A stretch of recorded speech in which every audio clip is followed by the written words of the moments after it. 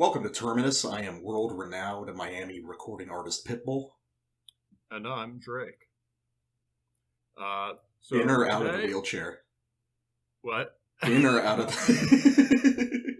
Yeah, I've staggered out of the wheelchair to the microphone, and decided to start a metal podcast. So, to general sort of concept for this podcast is we're going to be covering new music, some underground, some slightly over underground, and occasionally mainstream stuff, mainstream metal, and with the focus on the music as music and the ideas related to it. So try to get a little bit away from the sort of standard coverage you get in the PR cycle, while remaining somewhat attuned to what's happening. Yeah, it's like we actually know what we're talking about or some shit. Yeah, so metal by people who listen to a lot of metal and play metal sometimes at varying degrees of skill. Miami recording artist Pitbull, considerably better than me. On occasion, when I can get my shit together for long enough to do things. Anyway, so basically, metal podcast by fans, and we're going, and the emphasis will be on in-depth, substantive reviews and criticism, and we might have some guests on sometime. But today we've got 4 albums for you, and possibly some discussion spinning off that. We're going to lead off with Winterfylleth, The Reckoning Dawn. That came out last week, or a little before, on Candlelight, which is now Did you know that Candlelight is now part of Spinefarm? Wait, Spinefarm acquired Candlelight? As far as I can tell, yeah. Because wouldn't it... I feel like it would make more sense the other way around. Yeah. Yeah. Well, but then again, I think Spinefarm has their fingers in like a lot of like European like pop and rock music also. I think Spinefarm has American like metalcore and pop punk acts. Like metalcore in the sense of like metalcore. Not, Yeah, like 04 Hot Topic metalcore. Yeah. But yeah, so I guess they're more diverse, and Candlelight seems to be like a division of it now, or distributed by them. Anyway, So new Winterfylleth, which is kind of a change in their sound. Horns, Mohngang, probably butchering that. Mohngang, yeah, that's about right. Yeah, Mohngang, that's right, yeah. Out on Iron Bonehead, that's also somewhat less well-known than Winterfylleth, but really interesting sort of different approach to folky black metal. It's kind of a weird choice for Iron Bonehead. I mean, based on what I'm acquainted with from the label. Anyway. Iron Bonehead also has they've got a lot of war metal stuff, but they've also got a lot of kind of heathen metalish stuff. That's, it's their like sideline. Some of it's not that good, but Horn is really good. Which one they have? They've got like, I'm going to forget the name.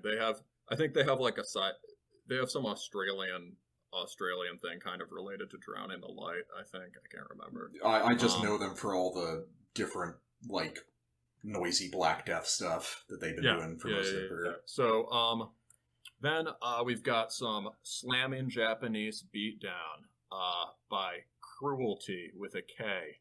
That's how you know it's cool. That's how you know it's fucking ignorant, right? Kruelty, A Dying Truth, out on Profound Lore of all labels.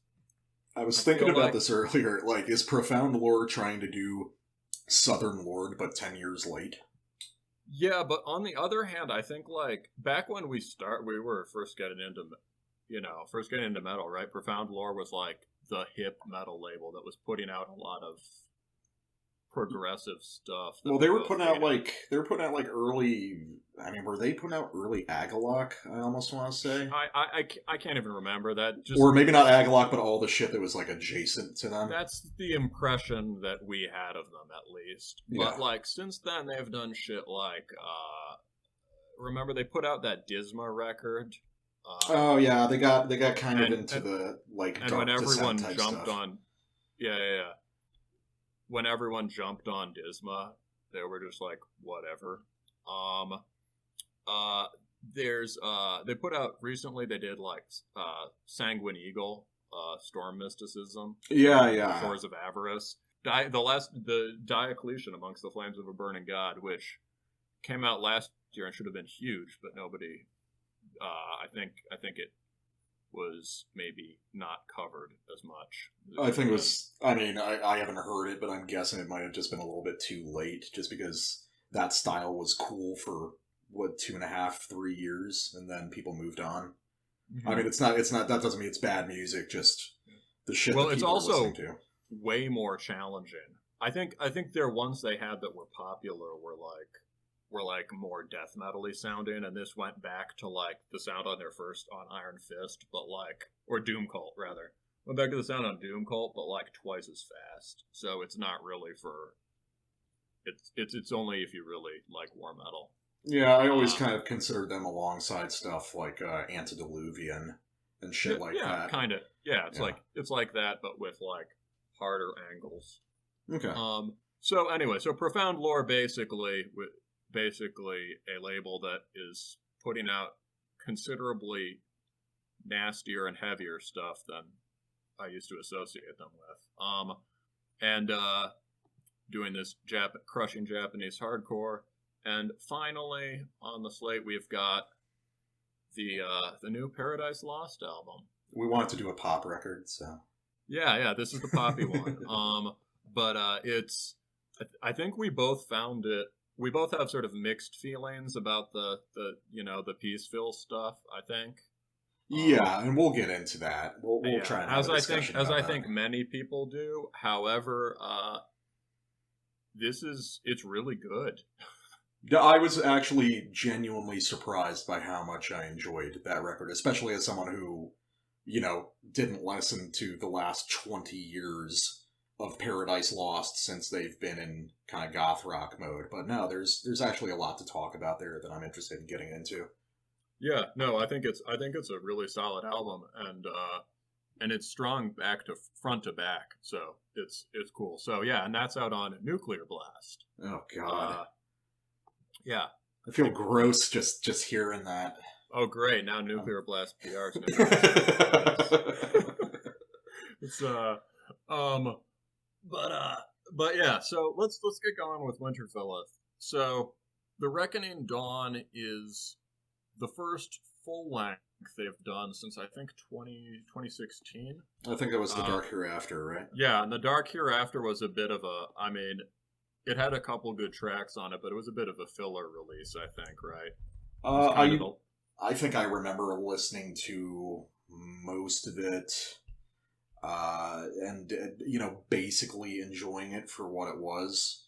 But actually, between that and this one, there was The Hallowing of Eredom, the folk record. So. Yeah, the folk album, which I listened to a little bit of, and I thought it was fine, pretty cool even, but I didn't listen to it enough to have a real opinion. I mean, I don't listen to black metal for neofolk, so I mean, it just kind of breezed by me. Stuff like that. So yeah, that's more you. But Winterfylleth had, but yeah, like I think my feeling was The Dark Hereafter was kind of like a long EP, and I think they filled it out with... A funny thing was they filled it out with a really good cover of that Ulver song, the first song on Bergtat. Oh, Bergtat. Yeah, and there was a funny moment where someone was reviewing this and said, the last song's amazing. It's like early 90s Norse black metal. It was a legendary fail. That's cool, man. I'm glad that you liked it. Yeah. It took a long time to write this one, guys. It's a great song. But so it's been a minute since they've done a full on Winterfylleth record, basically, and they've come back and changed up their sound a bit, and in a way that I think is really good, and maybe. I'm going to guess you're not as much a fan of. I mean, I can get into my feelings of it, like my kind of top-down impressions, if you like.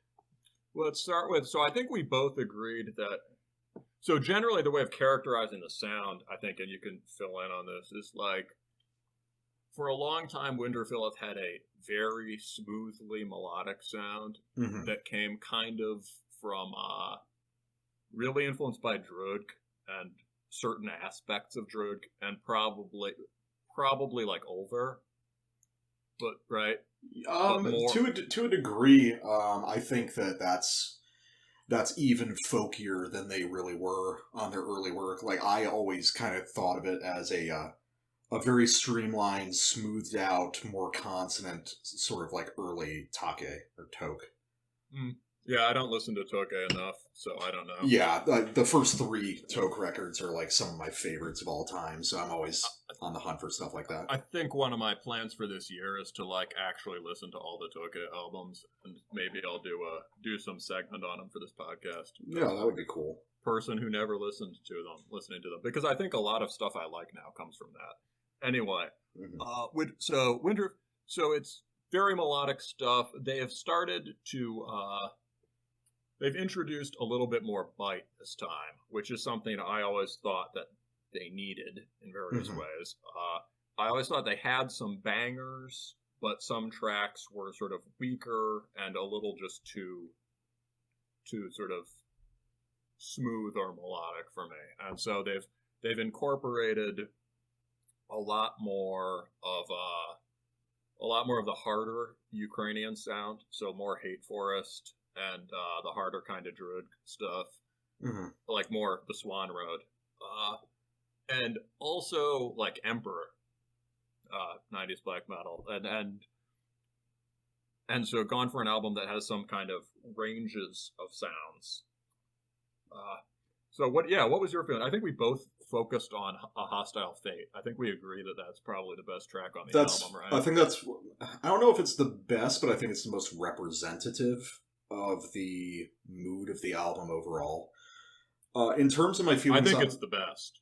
So I'll just say that. Yeah. I think it might have some of the best riffs. I don't know about the entire song, because Winterfylleth albums, for the most part, tend to blend together, which is not necessarily a bad thing, but the albums themselves tend to be pretty consonant, tend to be pretty straightforward. I will agree with you that this is probably the most dynamic release they've ever done. There's definitely kind of more ideas going into it overall, but where I defer, and this will become like a standard thing for anyone who listens to this shit, I like my black metal, especially my melodic stuff, very consonant and almost minimal to a degree. I like the kind of hypnotic effect of very melodic black metal, and the kind of added bite that adds variation for you just kind of adds interruption for me. And so when we're saying like consonant, this is like sort of a picky kind of autistic thing to nitpick about, but a lot of people say, oh, that black metal is so melodic. And what they really mean is it's very consonant. That is, it's not dissonant. It uses sort of like, usually just like Dorian scale kind of stuff. Very standard kind of harmonization. Nothing. Yeah. Standard major minor harmonization at its worst, or possibly most simple. Maybe not always worst. It can sound a little bit like you're playing all the white keys on the piano. So some people call it white key. Right? Yeah, and I really like that, and that's a style that kind of consolidated itself and really emerged, I'd say, over like the past decade. Yeah, for sure. It's But for me, Winterfylleth as a band has always been about the Threnody of Triumph, their 2012 record, which is the one that did really put them on the map, and for good reason. I think that was my favorite too. Yeah, I mean that's the one with that's the one with the Swart Raven. Yeah, the Swart Raven is a fucking banger. Yeah, and one of the things I also liked, I think, the Glorious Plain or the Glorious Field. Yeah, the Glorious Plain. Yeah, and that's a good title, good song. The whole record is really solid from top to bottom, but it is very like other people would say it's a problem, but I wouldn't. It's a very one-dimensional record.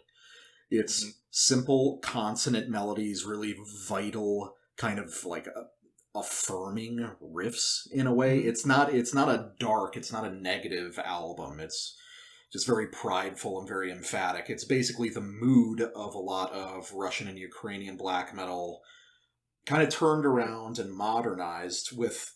I always told the joke.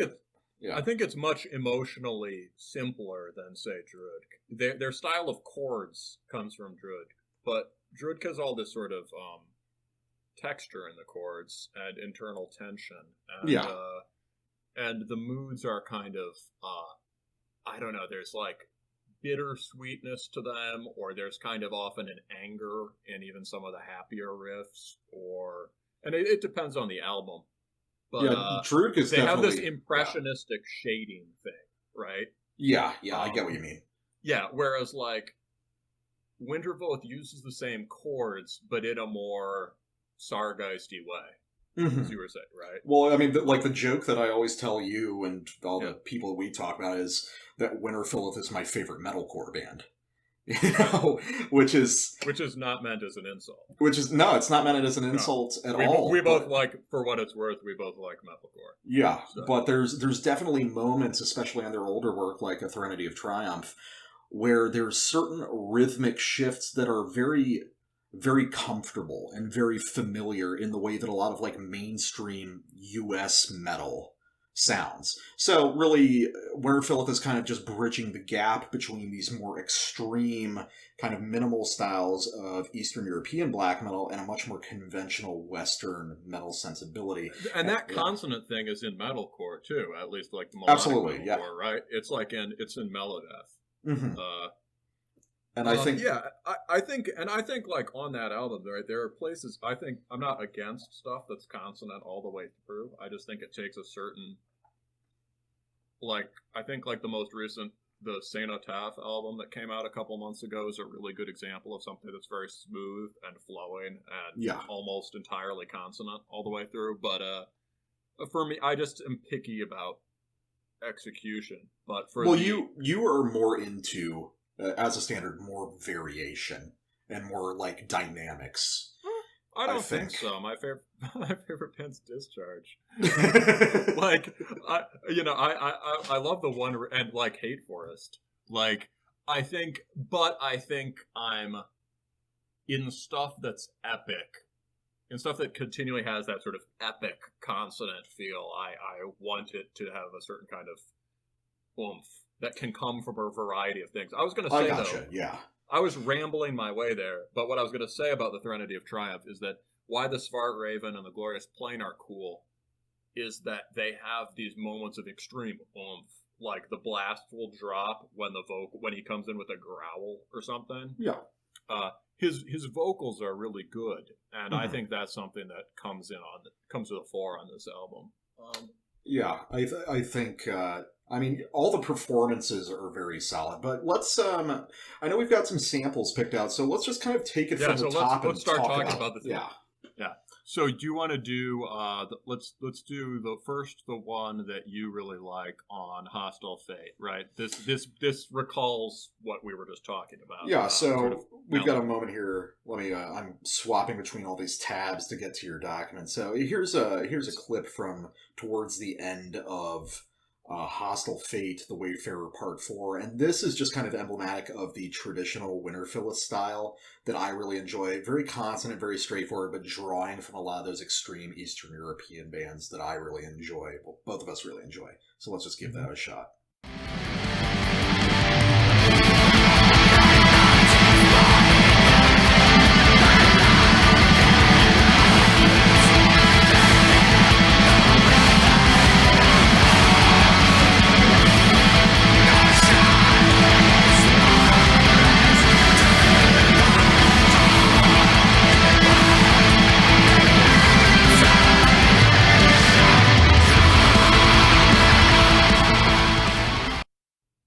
So that's a really good climactic melodic riff, and I like the way that they.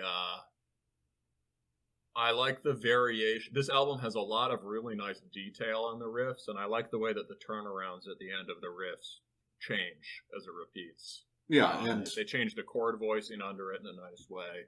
And the end of that riff as it transitions to the next is a very kind of standard Winterfylleth like rhythmic variation technique. The key is the same, the basic melodic essence is the same, but they're recontextualizing it through just a different rhythmic structure.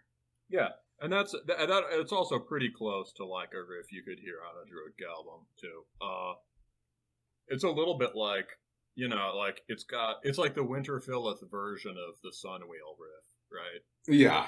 Yeah, they go back to the pool of these kind of, again, not sounding negative, but kind of stock riffs. There are stock Winterfylleth melodic ideas that they revisit a lot, and I tend to like those moments a lot. I think that's something we'll talk about a lot in this podcast, is as metal shifts from something that was like the initial exploration of this super extreme musical vocabulary where everyone was trying to one up each other in terms of extremity. It's now, how do you, and you know, there was something sort of avant-garde and unique about it. It's now much more, I think most of the good bands are working within this tradition of craft, like a craft tradition, where what you're doing is doing interesting work with stock parts. And I think that's something that we'll emphasize a lot. Yeah. Kind of, not just in this episode, but probably this podcast as a whole, that making this, we've had this discussion so many times, this craftsman's music, you know, this, you know, we're kind of shucking away this idea of art as this, like, divinely inspired thing and seeing it as like a series of parts that can still create meaning even if you know the purpose of all of them. And I think that's what Winterfylleth does. It's not to say it can't have this divinely inspired revelatory thing, but not everyone, too many of us want to play metal.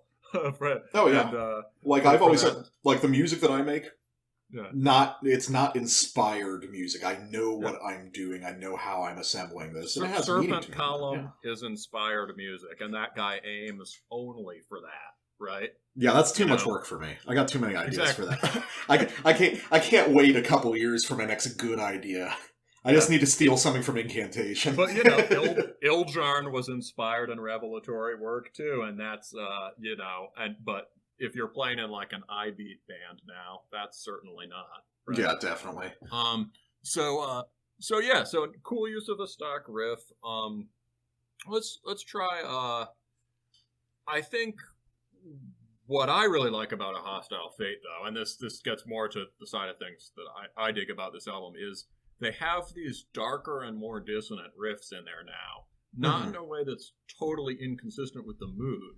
Because it would be bad if this had a schizophrenic feel, or if like they're not like evil riffs, they're not like satanic sounding riffs or whatever. They sort of blend into the epic and noble feeling of the whole. It's a good example of how you could write darker riffs that still sound kind of more pagan or ancient. But they do on Hostile Fate again. One reason I like that climactic riff, the sunny riff I was just talking about, was that I think it's really earned by stuff that happens earlier. Oh, I thought you. I'm sorry. Were you referring to the world-renowned recording artist Pitbull? We'll edit that out. Shit. Give a shit. Pitbull. Anyway. All right. So the world-renowned recording artist. The world-renowned recording artist Pitbull was talking about this sunnier riff. I think it's the one reason the song is so good is that the beginning of it has this trade-off between sunnier and cloudier parts, which, if you've been in England, really gives an image. I think this whole album captures something about English weather really well. There's a really dynamic sky. The light's constantly shifting. You can have a rainstorm with like a cloud burst of sunlight on the other, you know, over the horizon, or, you know, a snowstorm come in almost out of nowhere, right? And so this has that quality, the song has that quality to it, and the album as a whole has that, and then eventually in the middle, they bust out this just crushing Hate Forest riff. So they really go for it with the dark stuff. So let's listen to this. Sure. Let's give this a shot real quick. Crank it up, Pitbull.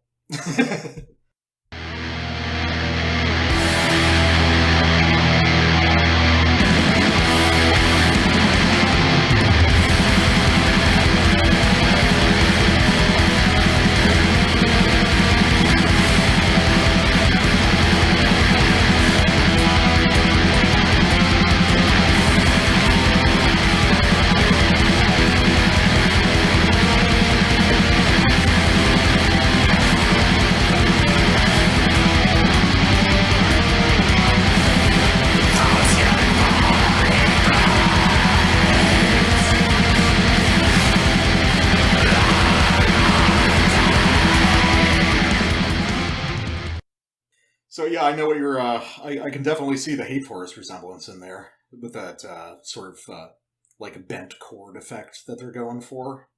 I love that slide. Yeah, I love riffs with bends and slides and shit. Yeah, I it really drones and digs in, and it's a good enough riff that it could have been on a Hate Forest album. Like it's not like derivative in any negative sense of the word. It's like they really got inside the Sanko style on that, I think.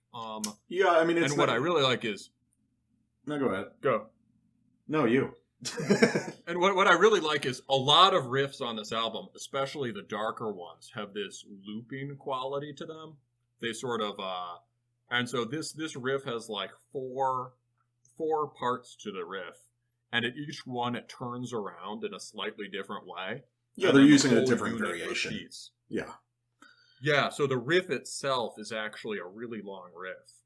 I think we only had 2 reps of the riff in that whole probably 2 reps of the riff in that whole set. Yeah, I mean, it's not a bad riff. I think the issue for me is just I heard so much of that between like 05 and 09.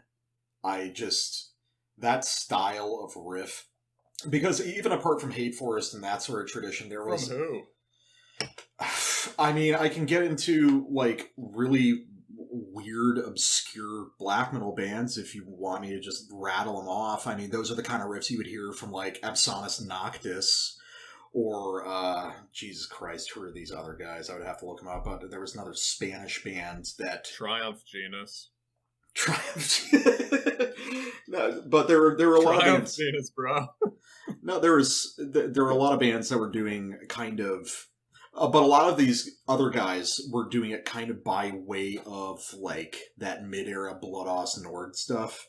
So they would slow it down, but it would have a similar melodic character to that, and I just kind of got tired of it. I hear that. Blood Aus Nord kind of does that. Well, you would hear orthodox black metal bands trying to sound like Blood Aus Nord doing stuff that kind of sounds like that. Yeah, but not pulling it off. Yeah. So... Yeah, I mean, okay, so yeah. So to me, I like it because it's, kind of the unfiltered Hate Forest thing, and it's really got that sort of storming blizzard thing. It's got a lot of detail in it, and it has this cycling effect so that as soon as the riff is finishing, it's dropping into the next repetition.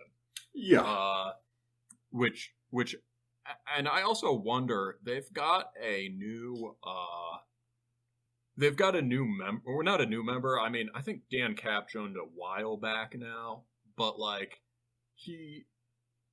I'm just speculating, but I wonder if he's contributing more to the songwriting, because that dude, he also has this project Wolfson's Men, which is a neo-folk thing.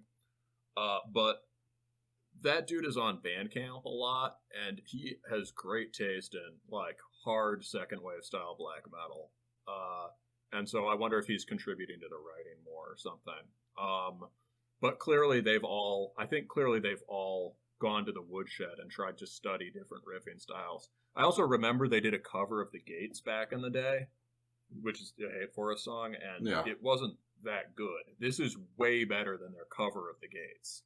But anyway, you think this approach doesn't always work. Right?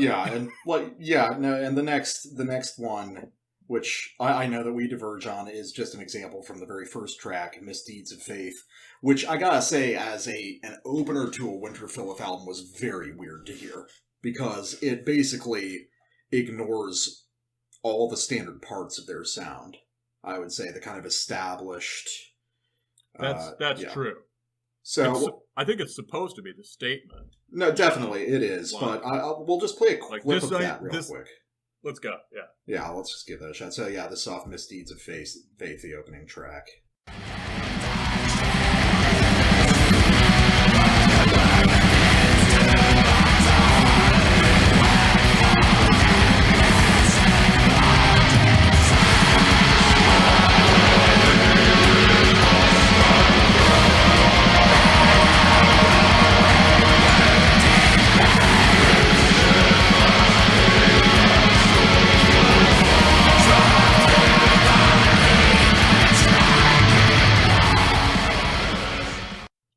So why don't you like that one? Well, Okay, so the opening part, the end of the first riff that leads into the clip that we played, is it's so okay. So there's second wave imitation going on. So it's the dissonant one, the da da da. Yeah, no, exactly. It's that riff, and it's like it reminds me of like late bad Gorgoroth or something. You know? Yeah. It's just like or like bland mid-era Marduk. It reminds me of... It reminds me of an Emperor riff. I mean, to a degree, but Emperor would have more going Actually, on. no. It sounds like a Hate Forest version of an Emperor riff to me. Yeah, and then, like, this is a clip that you chose, and it gets a little more dynamic when they're throwing in kind of the clean vocals, and I think that's where the Emperor comparison really comes in. That could be something off, like, 9 Equilibrium. Oh, yeah. Before we go to that clip, I think this is... Yes, and you...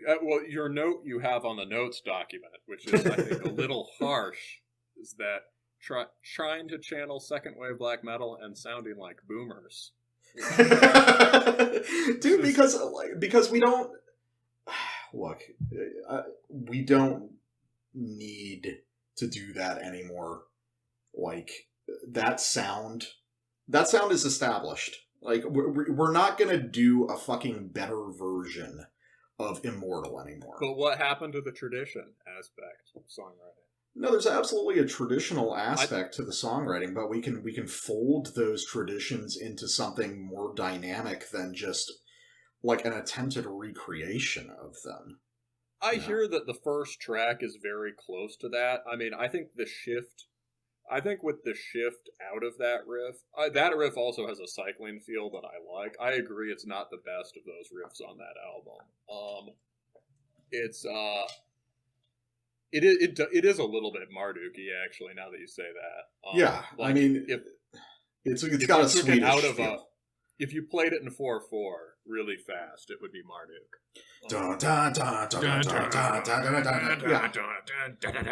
Yeah, then it would be like a track off World Funeral or something, you know. But it's like it's not terrible, but it's like it's not what I'm there for when it comes to... It's not what you're there for, right? Yeah, I mean, that's the bulk of it. Yeah, I mean, so I hear that. I think as soon as they do that little key change out of it and get the cleans, it starts to sound like them.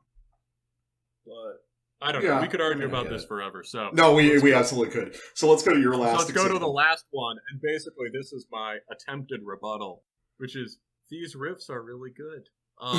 But this is much more of a Slav riff, and it sounds more like a forest riff, to be honest, like some Blazebirth Hall riff, but with a lot of detail and a lot more muscle than you'd get with a lot of those bands. Yeah, and this is off In Darkness Begotten. In Darkness Begotten, which is a banger. All right. Let me just check this on real quick.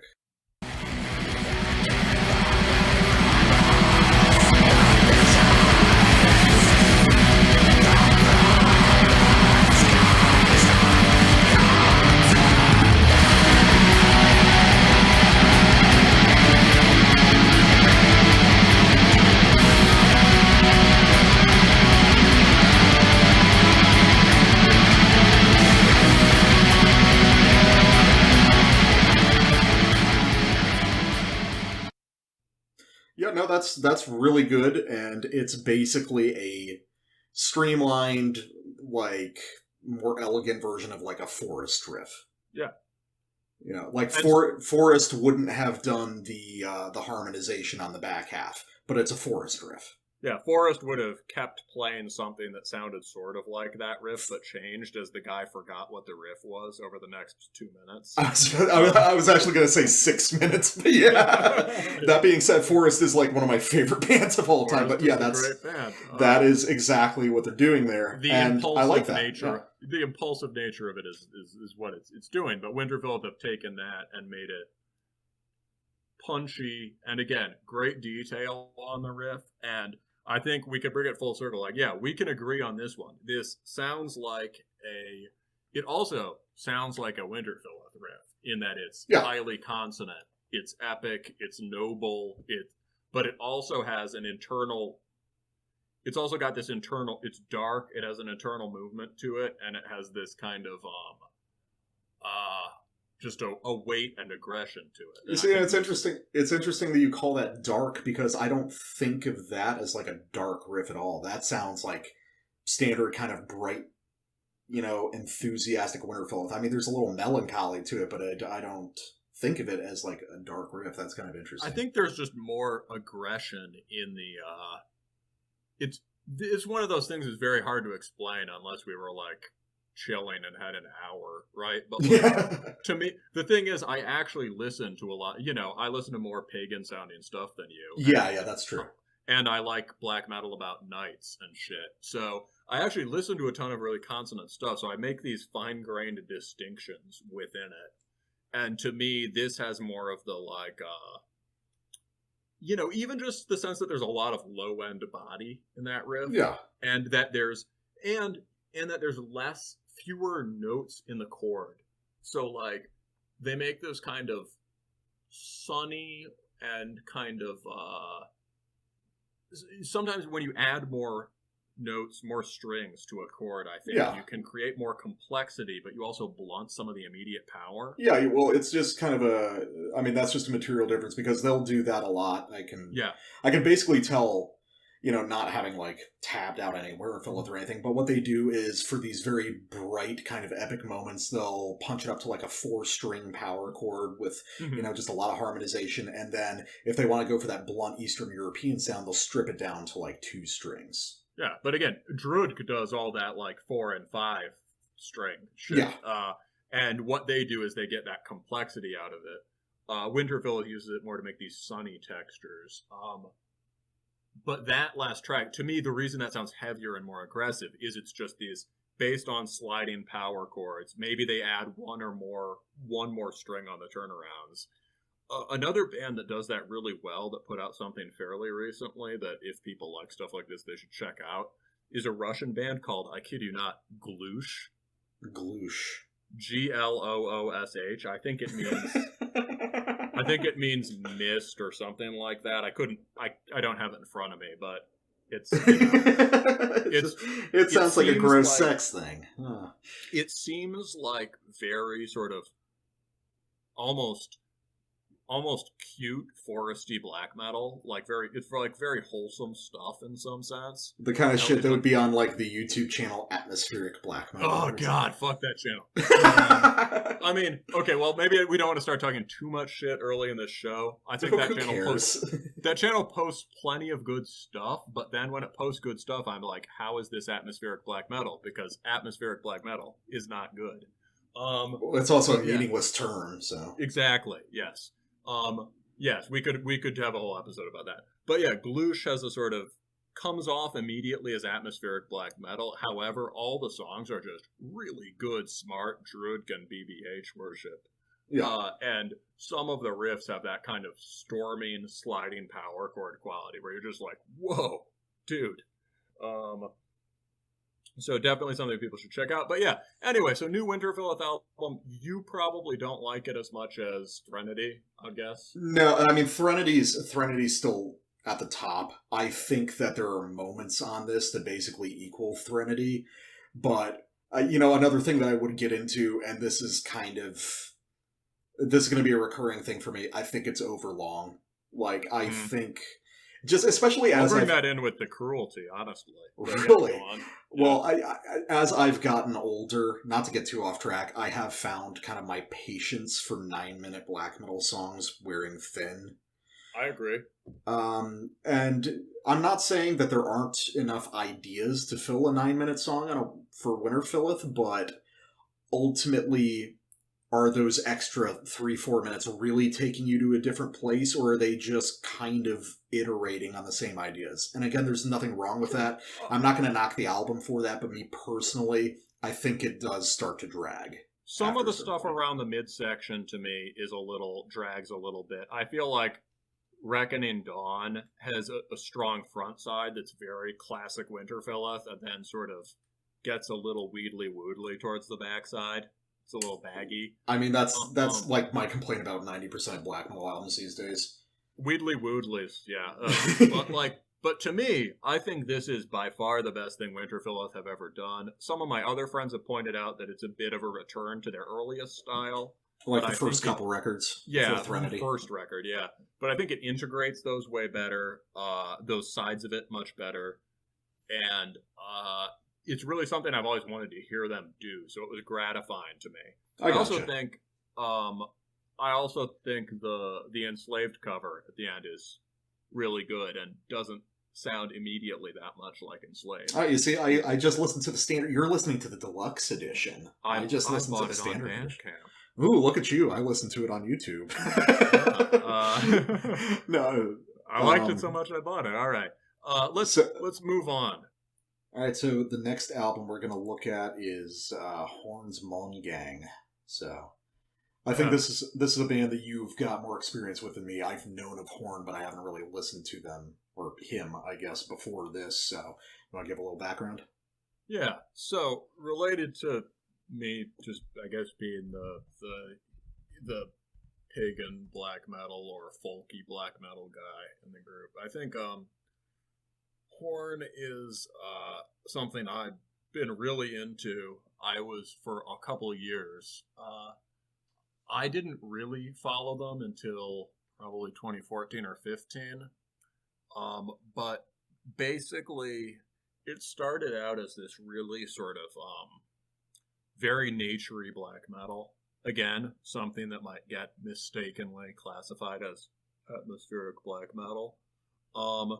But it was very melodic and kind of poignant. It had these playful melodies almost, and with a really strong emphasis on sort of clear lead guitar with really raw production. Is the oldest stuff. And it developed gradually, I think, as he sort of grew older. It got from this sort of naturey stuff, it got more interested in history, and the history that, is built into the landscapes in Germany. And it got sort of, the music got a lot more aggressive. It got hair on its chest, or it grew a really big beard or whatever. And it sort of developed into, I think, like Feldpost was one, and I think there was one before it, Conflict with a K, Conflict and Feldpost, were sort of like transitional albums for him. Feldpost was, I think, a World War I album, and there they had this kind of mid-tempo, they're in this tradition of sort of mid-tempo, stompy German black metal, which is, if Germany has a sound that's characteristic of it. I think Germany doesn't really have a German sound, but if it did, it would be that. I mean, I would say that there's a lot of German black metal that has this kind of like, not folk black metal, but folk adjacent feel to it.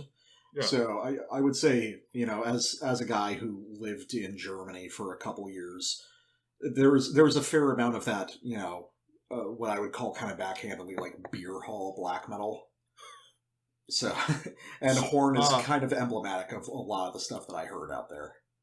I mean, it's sort of, like Moonblood is the best example, right? So this is like a much more high IQ version of Moonblood. I never really listened to Moonblood that much, Moonblood is sick. You'd probably like them. But it's got like a lot more melody and real folk in it. But those albums almost had kind of like a post-punk, gothy feel to them. And at this point, though, Mohngang was the really sort of turning point for him, I think, where it was this album themed around some German folk song about a reaper.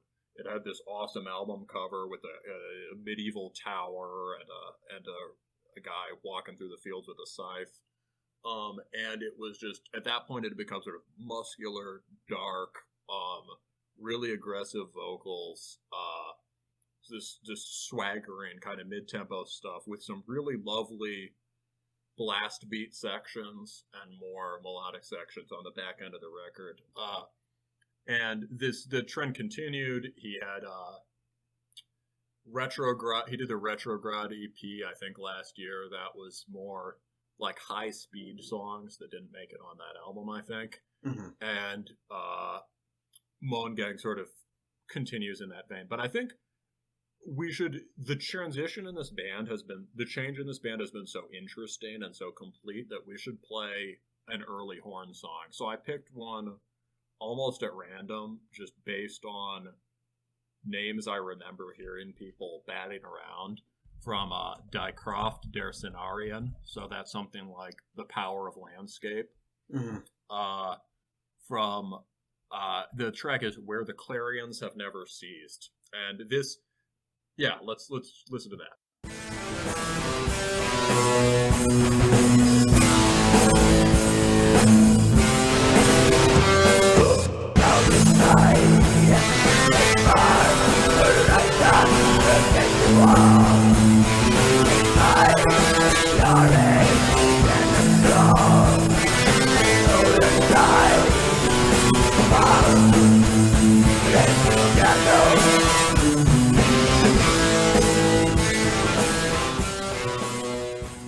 So you were saying there that's like the horn riff. Talk about that a little bit more. Yes. So basically, one thing I love about this band, and this ties into what we've been saying about craft and tradition, is that he has these melodies that like haunt him. And it's this sort of, it's a small set of closely related themes. So one would be like, da da da da da da da da, and you hear that very clearly there, especially that da da da da falling off. So it's sort of a leitmotif that he's using in a lot of his stuff. Yeah, it's a leitmotif. It like, that's, if you don't know what that is, that's from Wagner, and it's the idea of these. It seems natural in metal, but for Wagner, the point is he had, in the 19th century classical music, there were these sort of structural rules inherited from the 18th century about composition, and they emphasized more like overall structure and sort of standardized chord changes, key changes, and things like that, rather than melody. And Wagner starts really emphasizing melody for its own sake. So you could say a leitmotif is like a repeated riff that comes in at certain moods or when a certain character appears or whatever. Yeah, and when we talk about stock riffs, a lot of the times it is essentially, though it's not operatic, obviously, it's a representation of a character in a metal song or an affect, a certain mood. So think stock riff, think leitmotif, think a recurring theme. Yeah, and especially a leitmotif, like, I think, like, for this guy, what makes it really a leitmotif is, like, it's moving, it unifies whole albums, and for him, even more intensely than that, right? For Wagner, these worked, like, within the unit of the opera or the cycle. For him, it's like, every album he's done, he's reworked these ideas. And they're very simple, and he's extremely good at varying them, and at giving them new voicings and using them in different contexts. And he basically just, like, you can take that little C, da da da da da da da, and build so many longer riffs off it, so many riffs in different keys or different you just do reharmonization, or you just kind of alter the rhythmic structure a little bit, but it's still essentially there. Yeah. Another band that does leitmotifs really well is Serpent Column, who've the whole cycle of the first two albums and EPs has a set of closely related themes on it. Mm-hmm. But yeah, so he has got these leitmotifs that have haunted him his whole life, and he's not abandoned them at all. And I assume this relates to his love of history and stuff like that. And, that riff in particular is obviously clearly descended from German folk. Yeah, and especially it has this kind of Alpine feel. I think on some of his early albums, there's like songs about the Alps. Mm-hmm. I remember I looked up once where this guy is from, and he's actually from like he's not from the Alps, but I assume he spends a lot of time in mountainous places. And yeah, so that's an early version of this riff, and you can hear, it's from this kind of delicate album, but you can already hear he's palm muting, there's this impulse, he's like ready to go. And at this point, it's changed so much. So let's play the blast riff from. We both really liked this riff. Oh, it's a fucking killer riff. And this is one of the strongest voicings of the horn riff I think he's done. So let's go. Yeah, this is off Satchen der Sud der Tat. So yeah, that's the second track, right? Yeah, after the intro. Yeah, so. yeah, all right, let's go.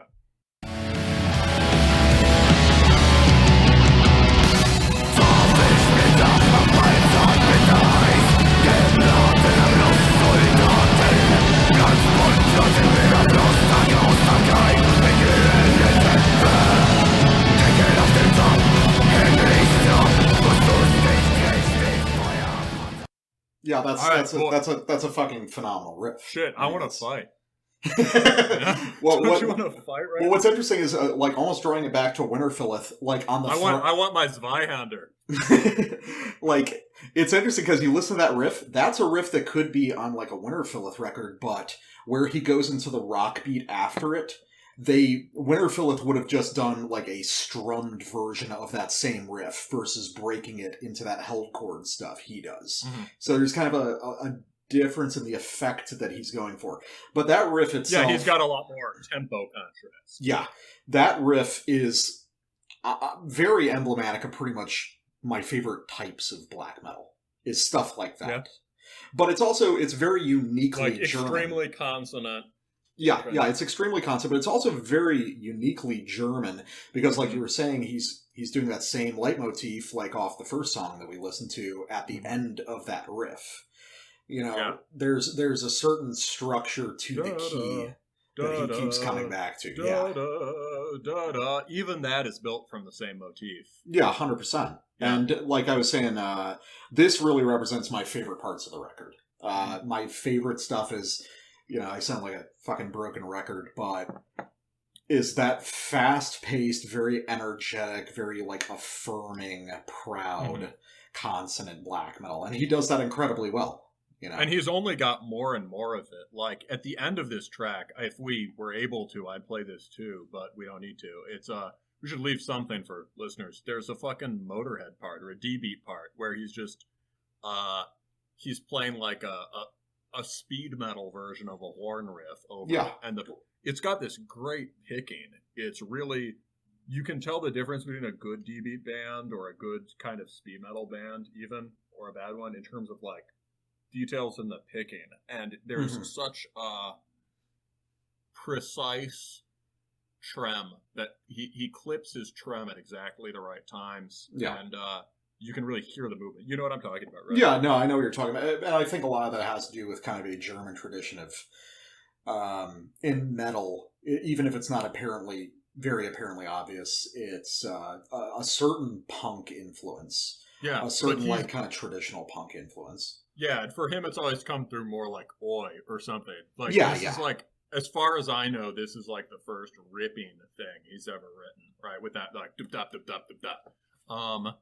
It's great. So, let's go to, what, would you like me to pronounce these titles for you? It's, Var, is this, let me try to mangle it first. Sure. And then you get, it's like, you've got some speaking knowledge of German. Yeah. Because you live there, right? Yeah. And I've got sort of like shitty reading knowledge of German from years ago. But Var nicht Traubhegel.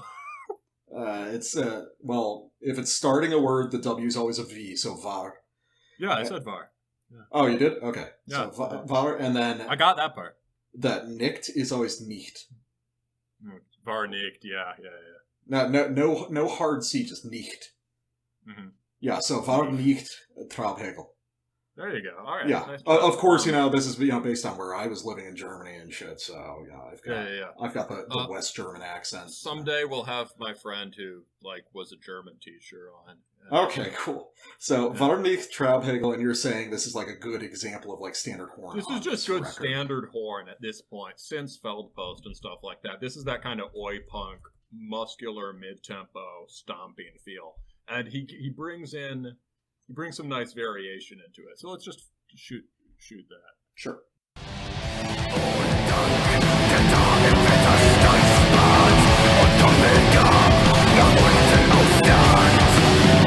Und dann, bis dahin wird das Schwanz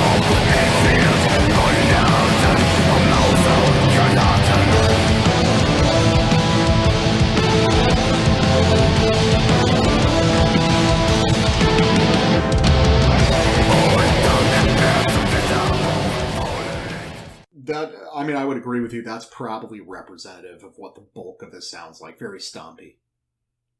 It's got what I like about this particular part. It sounds a lot like stuff on Mohngang. It's got those nice horns, which I assume are synths.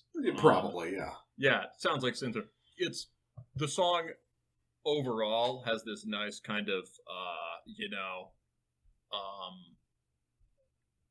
I don't know, sort of Kaiser Wilhelm kind of marching song feel to it.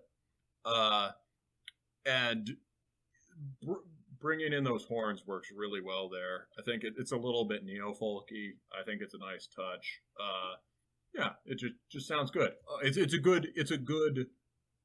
Instead of being the standard issue horn part, it's got this little nice detail that sets it apart. Yeah, it's got that medieval quality to it.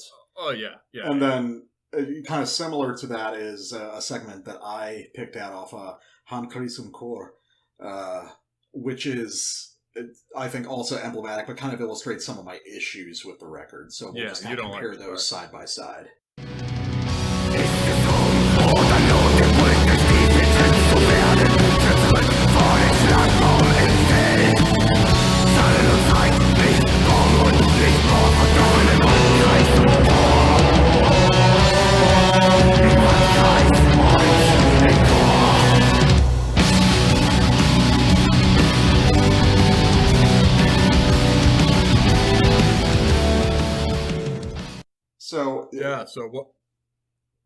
So basically what I was saying is my issue is that most of the album sounds like this, which is so there's nothing intrinsically wrong with that passage. It's fine. I actually like some of the backing chord textures in the beginning, but at a certain point it's stepping too far away from what I'm looking for in black metal, and it becomes more of like a vehicle for the vocals, which I feel are very dominant there, which has always been like the least important part of black metal to me. And there's a lot of parts on this record where vocals really take precedence. Everything else is sort of just backing them up, and it can kind of get repetitive, especially with those simple 1-2 like beer hall stomp beats. Yeah. Well, go. What?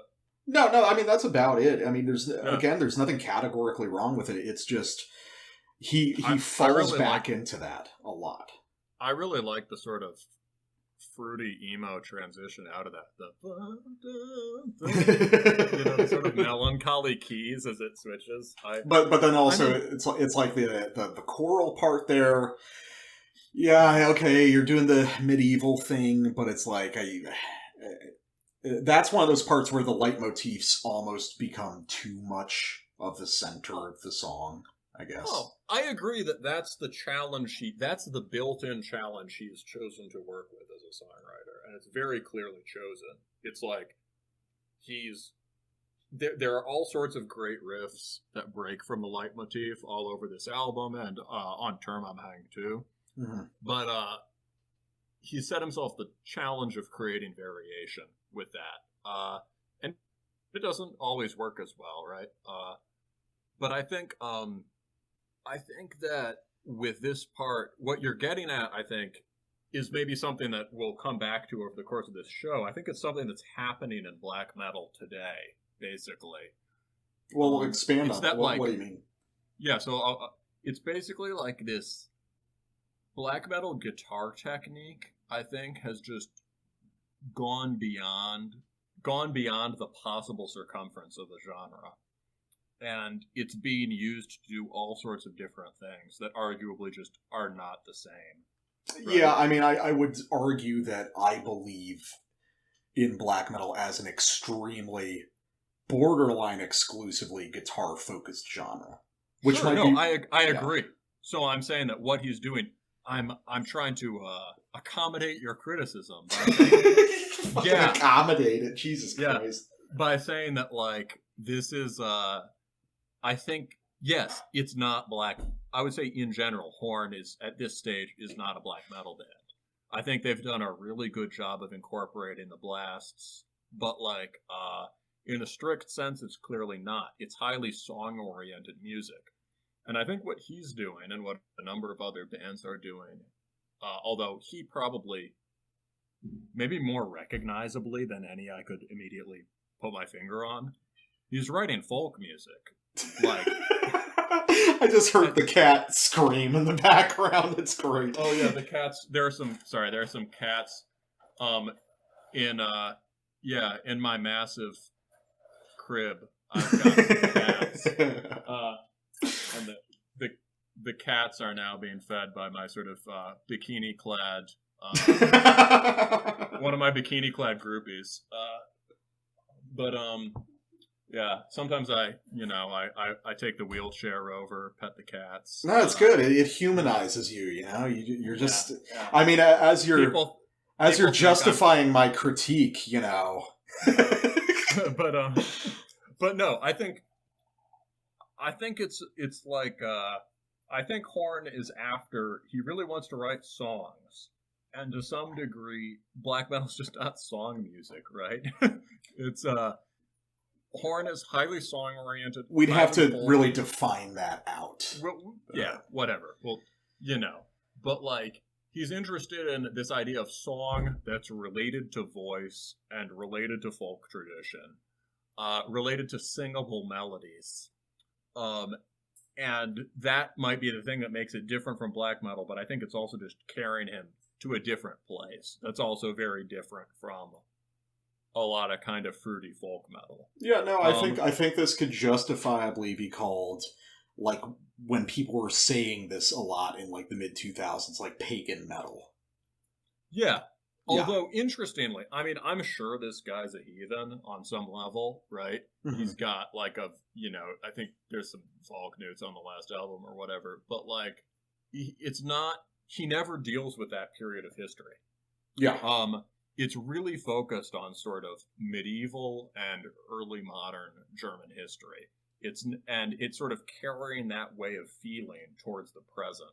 And I think that'll transition us towards the last track, which is basically like, if Handkreis und Chor is an example, if that particular part's an example of maybe the folky, song-oriented approach not working so much, the next song, Upstream Canals, A Ship's Bell Sounds, which is kind of a weird phrase, but I really like that. This is actually one of my favorite tracks on the album. It's great, and it's highly song-oriented, and it's really focused on regional history, and with the emphasis not like Winterfylleth is very kings and battles history, and this is very sort of like just peasant history, everyday life. Yeah, peasant history, craftsman history, like everyday person, social and economic history, which is, I think, really cool. So let's go. Yeah. Okay. Yeah. Let's just run this real quick. Yeah. Down a mountain, great vessels of toad, layers of stone. Upon another to make one to see from the road. Sharp bows, split kinsmen apart. Upstream canals and fishmen down. Just in dozens I saw, believing the pains they yawn. Spots and pain and scraps returning, chains to echo in time. Yeah, that's really cool. And I think this is well, I think this is where I come back around to those really intense folk leanings and some of those conventions he keeps revisiting, because this reminds me of some of the stuff that you might hear on like an older Wintersorg record. Oh God! Yeah. Hey, I like Wintersorg. It's weird. I think I wouldn't like any of that shit. It's been a while since I've listened to him, but I'd probably like it now. Anyway, it's cool. Like it's like he's gone past that midpoint of those stompy beer hall riffs, and he's just fully fucking embraced that kind of neo-folk adjacent aesthetic. And it's like that sort of blended growl sung vocal passage is really cool. The fact that he breaks it down to almost those like summoning style program tom beats and everything. He's like, for me, I mean, that's the climax of the album. Yeah, I That's mean, one little part. you've known me for long enough that my issue is always middle ground. Mhm. Either you stay with convention or you go way the fuck out. And I think for me, the moments where he's staying conventional and when he goes way out, they're great. There's just a lot of the time that's dedicated to sort of middle ground that just doesn't grab me the way that it does for you. Well, the good news is that, as far as one can tell, he seems to be moving in both directions at once. That's cool. On his later stuff. I will say, I've never really listened to this guy before, but I'm interested to check out other records now and see the progression and see what I can dig out of some of the earlier. You might honestly really like. I mean, I think now that I've realized that I'm just really into this dude's stuff, I'll probably go back and listen to some of the naturey stuff from the beginning, and you'd probably like it a lot too. Yeah, I'm definitely curious, especially because I really like the production quality on that first track we listened to. Style. It's a cool sound. It's very unique. But yeah, this last song, I mean, yeah. So what would I say about it? It's like this guy has really good cleans, right? Yeah, he's a good singer. He's a great singer. I don't know if the part in English was him or not. That almost could have been a guess. It doesn't. It might be just his talking voice in English. I mean, I'm guessing it's him just because pretty much every German I've met speaks English pretty fluently. So it's a higher voice, but it sounds good. I think it's and when he the lyrics are great, the image is great. I mean, he's talking about barges, right? He's talking about shit that like. He's talking about like dad level history. I love boring shit like that. No, it's not. Yeah, and it's not boring, right? It's much less boring than say generic lyrics about a medieval battle. Yeah, no, 100%. Well, I say boring affectionately, you know. Yeah, no, I agree. Yeah. I like boring riffs too. But it's like we talked about at one point, like fantasy novels. Like my favorite parts are when they're just following the peasants before, the whole, like, save the world shit is revealed, when it's just the boring shit and you're just learning about how the world works. That's right up my alley. Yeah, no, it's really good. And then the harder cleans are also great. That idea that you could do... metal cleans are just the great... especially cleans in extreme metal have just been shit since the early 90s. Because... it's probably Ison's fault, right? I mean, well, I think if there was an equivalent of Sign of the Cross for like, Odin or Satan, I'd do it, right? But like, I swear, I fucking love Emperor, one of my favorite bands. The early Emperor stuff is unmatched. I even think Ison today is still cool, even with the sunglasses. And his harsh vocals are just unmatched in foulness, right? They're like. Blah, blah, blah. Except he uses exactly the same vocal rhythm every time. I think we've talked about that at one point. Night of the Graveless Souls, come on. No, I mean his tone is good. It's just like it's always and then carry the scream through the back half of the riff until you arrive at the beginning. Maybe. Every fucking song on In the Nightside Eclipse has that same rhythm. See, I've still never listened to that all the way through. I just listened to the early stuff. Just listen to Emperor Wrath of the Tyrant. That's like all the best parts, but with cooler production. Land with Enslaved. Yeah. Point being, his cleans suck, and it has this kind of strained faux operatic quality, right? Yeah. And everyone has followed that. And it would be like better to either just sound like a fucking power metal band or sound like a folk musician or like a rock musician. And so this guy listens to folk music and he listens to Danzig very clearly. Well, I think I think one of the big things you're seeing there is, if you think about folk music and folk-inspired music, is designed to be sung by everybody. It's designed to be a community thing, even if you're not a trained vocalist. So the best clean vocalists in metal are the ones who aren't professionally trained. They're just people who more or less get the essence of it, and that's usually the best clean vocal performance you'll hear. Yeah, and it's not affected. And that sort of semi-growled clean is a good example of Danzig, Motorhead, all grunge stuff. It's like, okay, he listens to non-metal music and translates that in really well. And that style of harsh clean is a thing that should have been in metal the whole time. I think it's. I mean, it's there. Like I could give you some examples of stuff like that, but like, it's in like a lot of sludge bands and stuff, but a lot of sludge bands suck. No, that's true. But even like going very mainstream, but actually a great example of that is the band Nevermore. Who were doing kind of like groove meets power metal. I mean, that was like a thing for a while. You were talking about that, yeah. Yeah, and I believe it was Warrell Dane. I could be wrong. But he's got, he does clean vocals with just like a touch of heat on them, so to speak. Yeah. And he wavers a little bit. He's not entirely on key. Good. But there's a real emotional connection, and that's one of the few very vocal-driven bands that I will say is still worthy of note in like heavy metal. Yeah. So anyway, Horn. We've talked about Horn, and with that, we will take a quick break so I can piss and smoke a cigarette, and we'll be right back. Yeah, hell yeah! All right, cool. So next up, now that we're done with all of our folk shit, let's get some cool guy music. All right. So this is interesting. All right, so we got change in mood. Yeah, you're for everyone to know for this first episode, Drake. See, look at that. I remembered your pseudonym this time. Good job, is the one who picked all the albums. So this is definitely a kind of a curious one for you because this is much more in my wheelhouse. Not really, dude. I mean, to a degree. I've seen Zabalba twice. I haven't even seen him once. Fucking pissed me off. I missed him one time. Yeah. Anyway, so talk a little bit about Kruelty. Well, I mean, you might as well as me. I mean, so this is, I suppose you would describe it as just extreme Japanese beatdown hardcore. It's not really slamming in the way that a lot of the down-tempo stuff that's big now is. Yeah, it's not slam.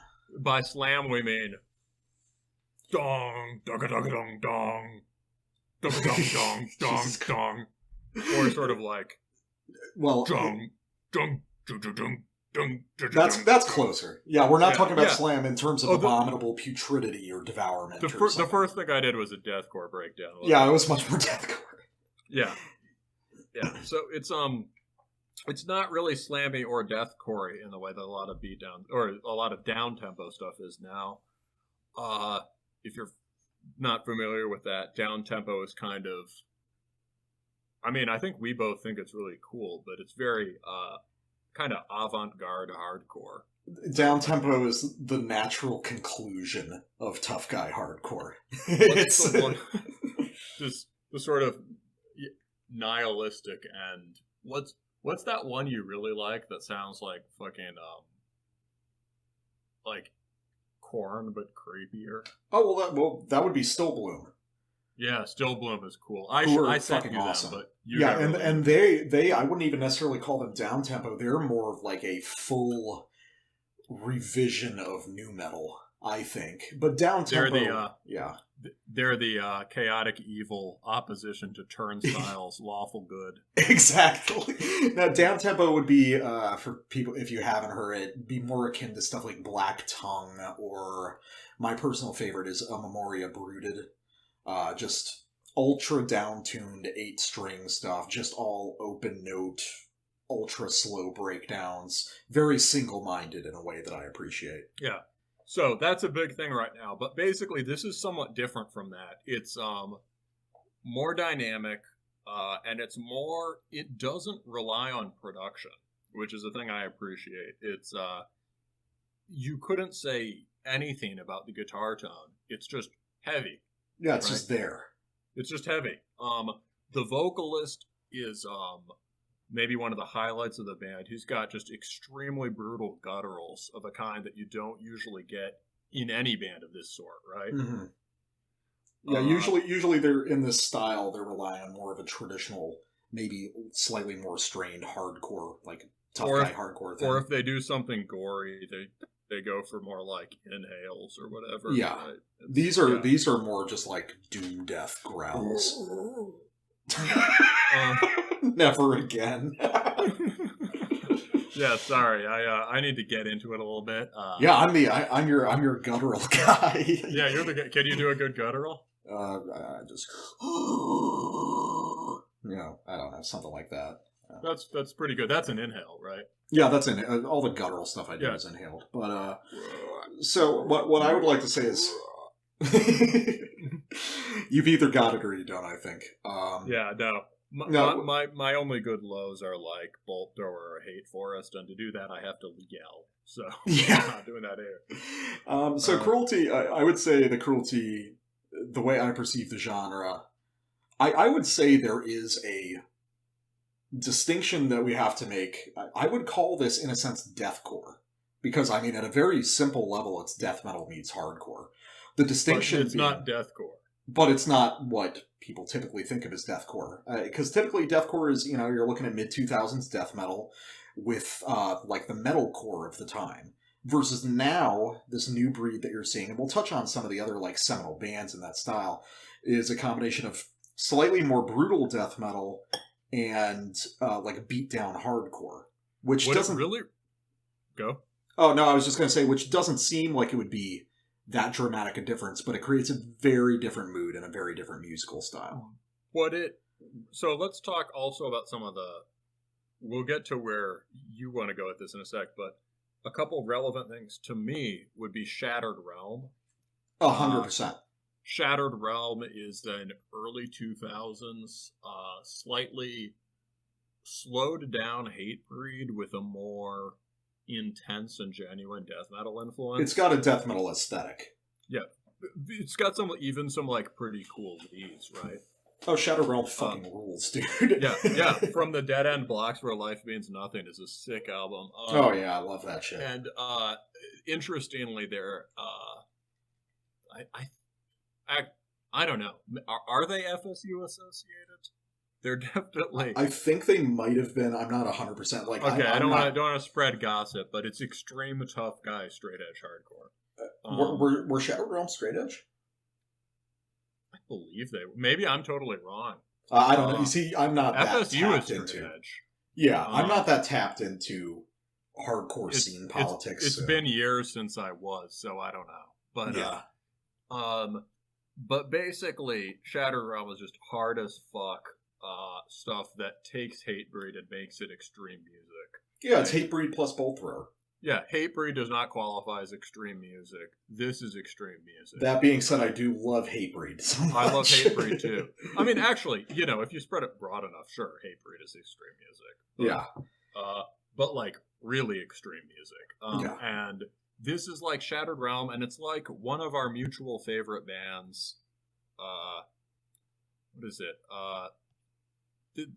The name is so weird, I always forget it. The Japanese band. Straight Savage Style. Straight Savage Style, yes. Which is interesting, and I just want to talk about that briefly. You should talk about it, and while you do that, I'm going to see if I haven't found a link. I'm going to find that song. Well, because you keep thinking it's wrong. You think the title's wrong. It's called Hardcore Pride. Ah. Yeah. Because you were doing like Japanese beatdown pride or something. So anyways, so Straight Savage Style is interesting because it's basically a phenomena that emerged on YouTube like some years back, like 10 years back. So Straight Savage Style, as far as I understand it, was a sort of super group from Japanese beatdown hardcore, like members of Japanese beatdown hardcore bands who decided to get together for like a demo or two and some tracks for compilations. And it's devastating. Bolt Thrower meets super heavy beatdown hardcore. It's just fucking fantastic. But it has almost... What was it? And the crazy thing about this is that it was 1998. It was 98. But suddenly around, I want to say about 2010, 2012, some of their tracks emerged on YouTube. And it's amazing how many little beatdown bands on their Bandcamp pages these days will talk about Straight Savage Style as an influence. Is that true? 100%. I have That's seen wonderful. it. I've seen it multiple times. It's so cool. So basically, these like 5 tracks or so that these guys made had such an outsized influence. Think of them as like the equivalent of like Siege for grindcore. They remind me of it's like winter a lot. Like, yeah. it's winter levels of heaviness with the compression you'd get from a hardcore band. Yeah, it's like it's interesting because I feel like if you've never heard them and you listen to it now, it wouldn't be that amazing. But that's only because we've got this legacy of other bands influenced and imitating that style. And at its time, it would have been one of the heaviest things ever recorded. 100%. It's Devourment level heavy, because that would have been around the same time. Better than most of the imitators. But so let's see if we can do some hardcore pride. Okay, yeah, I'll throw on hardcore pride.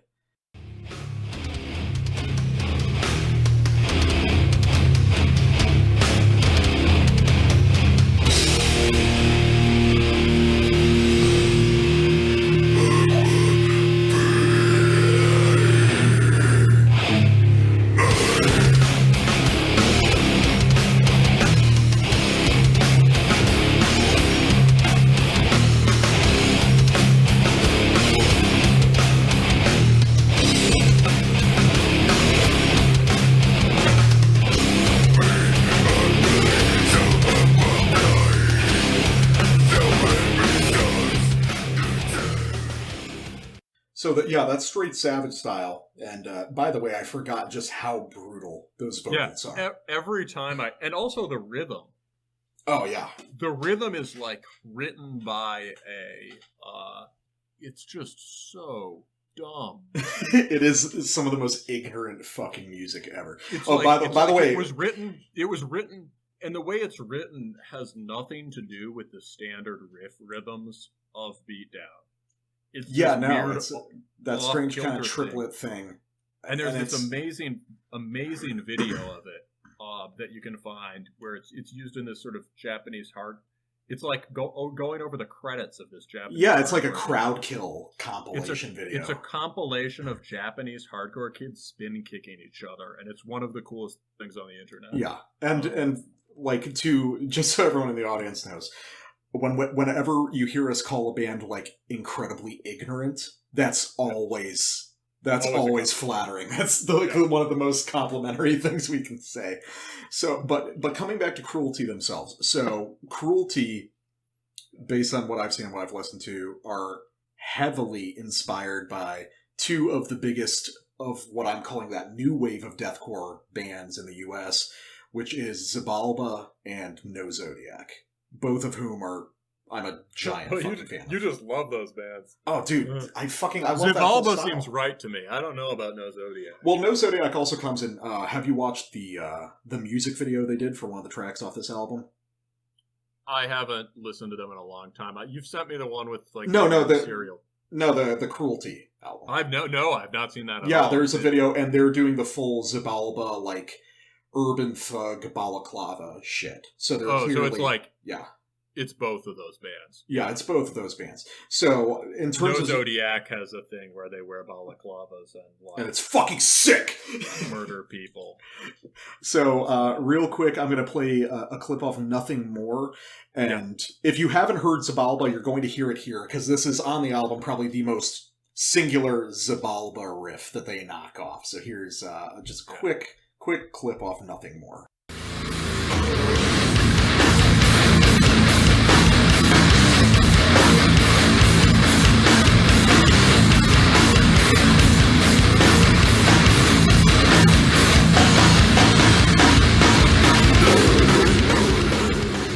Hang on, I need to text my friend to explain to him that I'm not going to be able to make it to his place at 7:15 because of the amount of whiskey I've consumed during this podcast. I'm leaving that in 100%. I knew you would. So what's interesting there is that is like the Xibalba riff. That's a type of riff that Xibalba uses on every song, which is interesting because what it strikes me as, it's basically a thrash breakdown riff at half tempo. Mm-hmm. You know, it's riding the low E string, although I'm sure these guys are using 7 or 8 strings. Riding that as like, the bass line that all those descending little chord runs are impacting. Well, and it doesn't quite have the funky feel of a breakdown, right? It's not a release. It's like that whole sequence starts on that riff. Yeah, that's true. Those kinds of riffs don't release tension. They actually build tension. They just are unique. the verse riff. Yeah. Which Straight Savage Style does too. So you like that part a lot, and then you also chose. Well, let's go later in the song. So to me, if was the or I don't give a fuck. Just go with it. Okay. If Pitbull was the skeptic during the last two, I think with this one, my feeling is that I like everything they're doing stylistically, and I really like sort of the songs at the beginning and the songs at the end, but I have sort of questions about the execution. Namely, to me, it seems like if you're dealing with a very limited musical vocabulary, right? If you're dealing with stock riffs, basically, it's all about detail, and it can either come from note choice or rhythm choice or little tricks where the vocals come in or the way you're picking or whatever. And to me, some of these riffs just sound, it's like they focused so much on nailing a certain aesthetic on their first album, which makes sense to me because Japanese bands have a very traditional approach to the way they write, even like noisecore bands or DB bands. So this might be intentional, but like all of the note choices you're going to have heard on any number of beatdown albums, Shattered Realm for sure, Hatebreed for sure.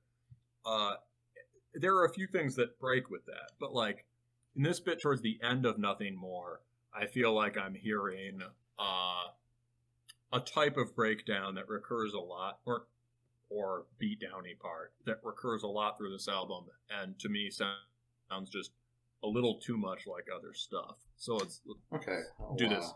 Let's give that End of Nothing More.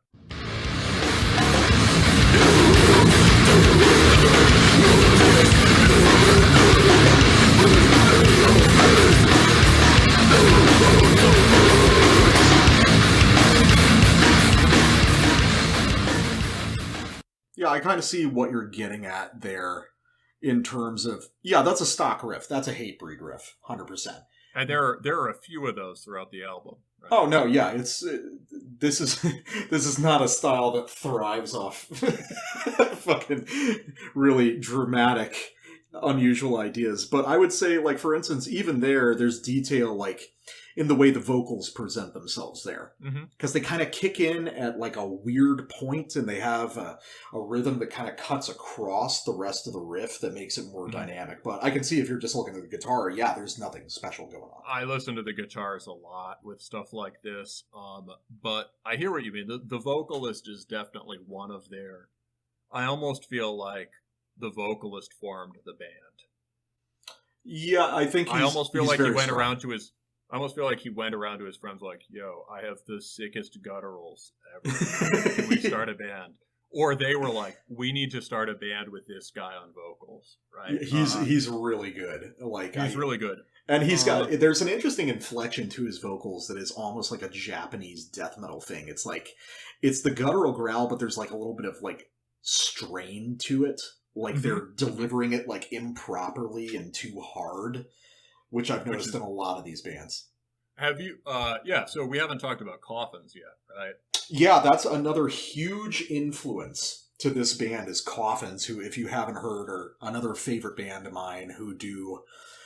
how would you describe it? Coffins have been in it for a long, long time. Yeah, Coffins have been around forever, but they've never really attained, like, huge acclaim. So Coffins is like, if you've heard Winter, which is kind of a death doom band from New York that really came out of the crust scene rather than death metal.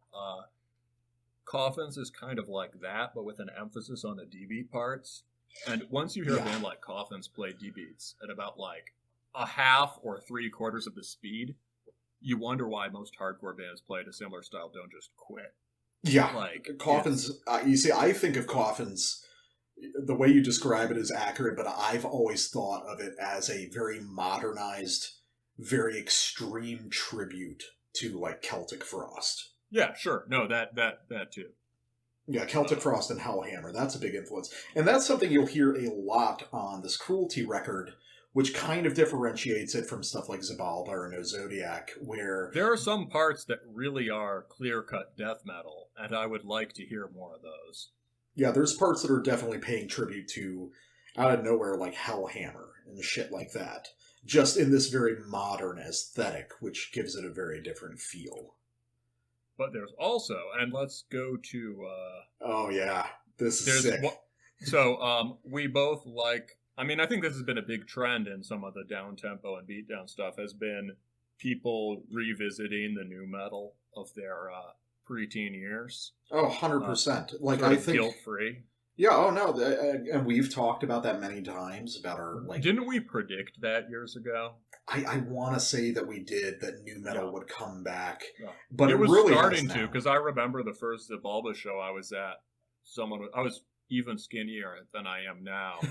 And That's a dangerous place to be for you. Yeah, it was dangerous. And my friends were like, don't get in the pit.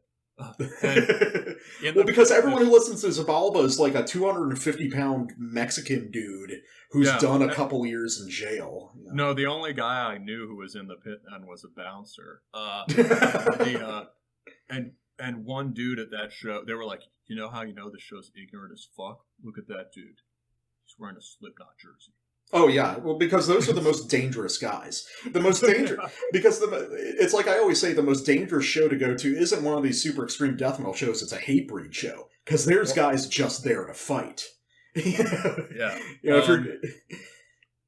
Marduk, pretty bad, too. Oh, yeah. So here's an example... But here's an example of... Not bad. Dangerous. Yeah, no, the show I'm sure was great. But that's where you broke your arm, right?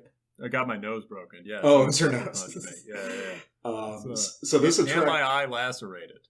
Very nice. Yeah. Okay, so this is a song called Definition, and it opens with a corn riff, and it's outstanding. So I'll just play that right now.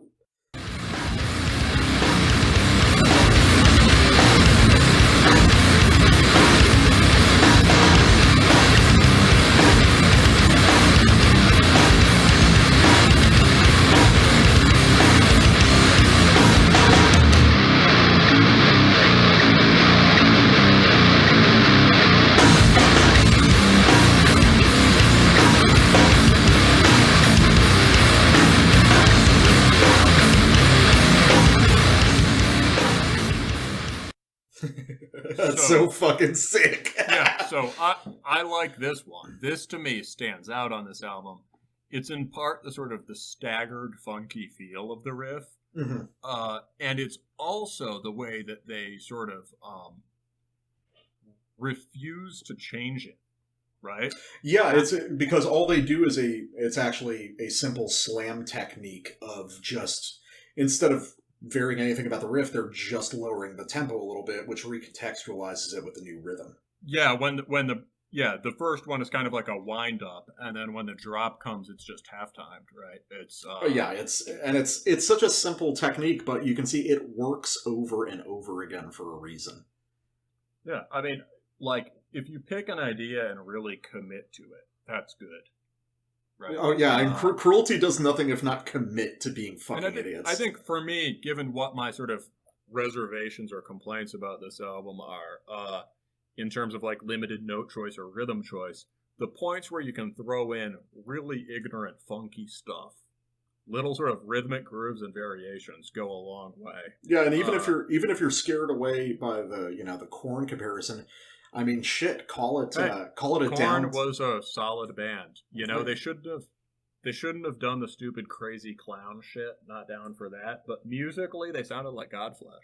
Oh yeah, but I would say, like, even if you're not into that comparison, call it just down-tuned Rage Against the Machine. A lot of those rhythmic ideas are the same fucking thing. Yeah. But let's so before we get into some of your issues and we can kind of talk that out, let's listen to the last clip that you picked off. I think this is an example of what I really like about it. I think I've said my whole issue with this is just like less of that one Hatebreed riff. I it's mean, also in the, that's you can almost find it like in the saying track. like that's almost like saying like, oh, less of the blast beats on this black metal. It's like a fundamental. I think it's a fundamental unit of the style. You can do different things with the chords, and you can do different things with the rhythms. I mean, CKS is another good example of this, from like 51 to 105 in the track. I mean, it's not. And again, I'll probably buy this album, and I'll probably keep listening to it because it's fucking cool and it sounds like straight Savage style. Yeah. But to me, where it really clicks often is when all of the different parts come into focus. Mm-hmm. The death metal thing for this band is often a little bit submerged, but sometimes when they do something that's very death metal and at the same time as very hardcore, it works really well. And here you're going to hear just some death metal 1-2 drumming that's really good. So let's do this. This is Initiolato. This is the last track. All right, let's run that.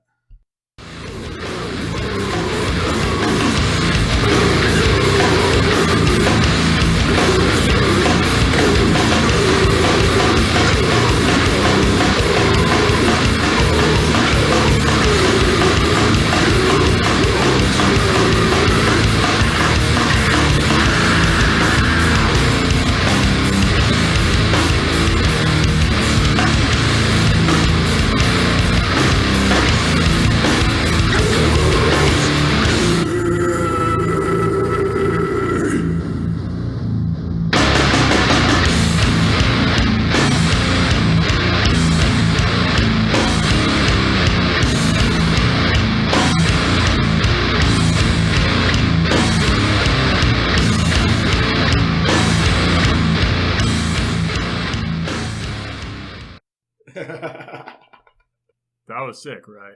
It was sick, but actually, it's interesting, and I think this tells you a lot about the two of us.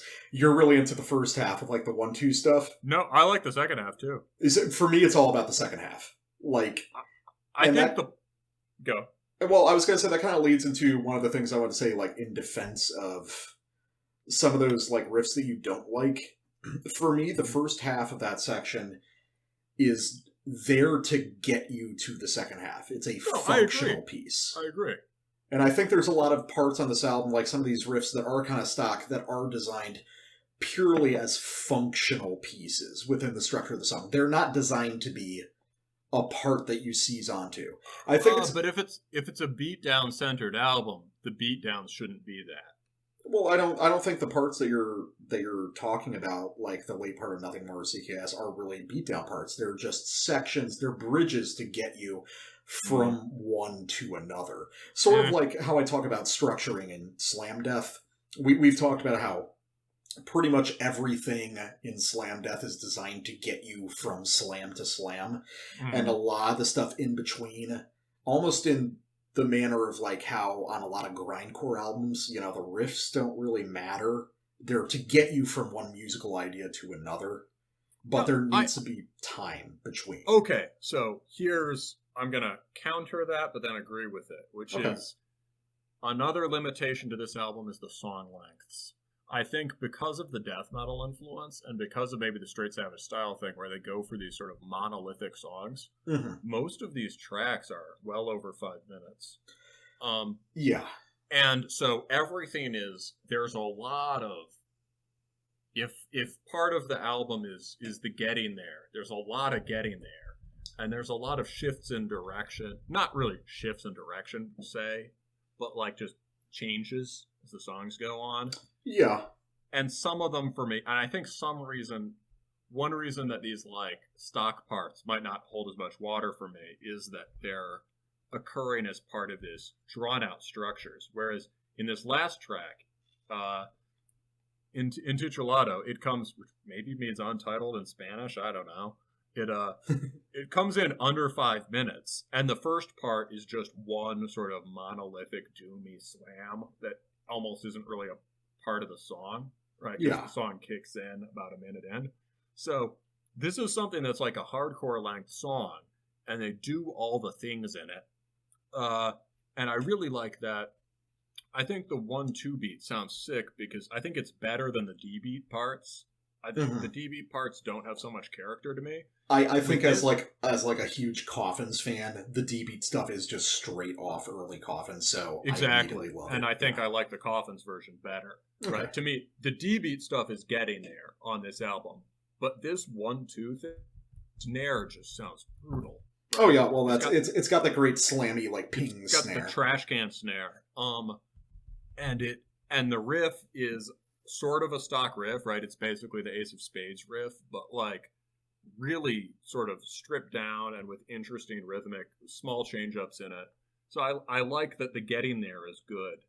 And then the slam part to me is awesome. Well, in part because there's this transitional part where there's brutal screams. So the backing screams should be in here more. Those are sick. See, I'm actually not a huge fan of those. Then when it slams, there's this off-time stuff on the drums. The drums are kind of spaced out and working against the riff in a way that sort of gives it this interesting internal tension. And then towards the end of that sample, you can hear it start to resolve itself. But I really like that. That to me has a lot of character, even though the guitars, note choice-wise, are just plain whatever. Well, I think in this whole style, I mean, the guitars are fundamentally just a rhythmic instrument. I just listen to guitars a lot, you know? I mean, I do too, but it's like you got to customize your listening habits for the style to a degree. Well, so then what I'm saying is, in part with the things that were kind of stock, the rhythms were stock to me. Whereas here, there's an interesting rhythmic effect, and the guitarist is contributing to it. I don't want to, like, shit on the guitarist. Like, the point is just there are songwriting choices that are being made. And I think the choices here are really good. I gotcha. And also moments where he'll just play like a lead. Like, there are moments where he'll play like a 3-note single string lead, and they sound great, and I would love to hear more of those. Yeah, no, I mean, it's cool, and I think that comes from the more pronounced death metal influence compared to something like Zabalba. But I would say that this whole style of music, in a lot of ways, what you prefer and the bands you like and don't like, it's all going to be a matter of degree. In that either you kind of buy into the style or you don't. So I can't say that Kruelty is... I like this album. I'll listen to it some more. I saved it on my Spotify and everything. But I'm not going to argue that they're doing anything particularly different than any of these other bands. But it comes down to, on a very granular level, is what they're doing in the individual songs special to you. I agree. Whether it just clicks with you personally is huge. I mean, I think this is a cool band, and I'm going to keep listening to them. And like I said, I'll probably buy this. But so we'll see where they go. Now, we don't have so much time anymore. We've spent an incredible amount of time talking about beatdown hardcore, which is, I think, gives you an idea of what the show's all about. Exactly. Let's do about 15 minutes on Paradise Lost and Peaceville. Let's talk about our last album, Paradise Lost. I'm eating a chocolate chip cookie. Oh, well, okay. You're like, we don't have a lot of time left. I'm just going to start slamming cookies down my gullet. Mm-hmm. All right, let's go. So, Paradise Lost, Obsidian. As you swallow your cookie. As I swallow my cookie. I guess over the winter, I started checking out some of the Peaceville bands again, because I'd never really given them enough time. And found myself really liking the early My Dying Bride stuff, and also the Paradise Lost Gothic, I think, is a great album. Yeah, it's a classic. It's classic, and as much as the goth stuff works really well in it, and it also has a lot to do with this whole lineage of sort of, I guess I would call it rhythmic chug music from the UK, which sort of like crosses genres, but I would say it's like in Amoebics, it's in Deviated Instinct, it's in Bolt Thrower, it's in Godflesh, a lot of sort of Napalm Death adjacent bands. And the early Paradise Lost stuff has the way that it's death metal feels much more akin to that than to other styles of death metal. And it has this kind of, the production is kind of raw and thin in a way that brings that out. Yeah. So I found myself digging that stuff, and I listened to some of the later My Dying Bride stuff, and I was like, oh, this is pretty damn good. And so when this came out, I thought I'd check it out, and I was quite happy with it, in part because it is a lot more melodic and a lot more gothy, but these guys seem to really know whereof they speak when it comes to goth rock. And they're also just very... You can tell this is a band with 30 years of experience behind it.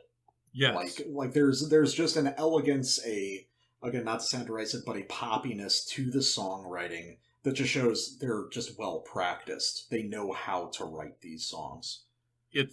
They are a really good band, right? Yeah.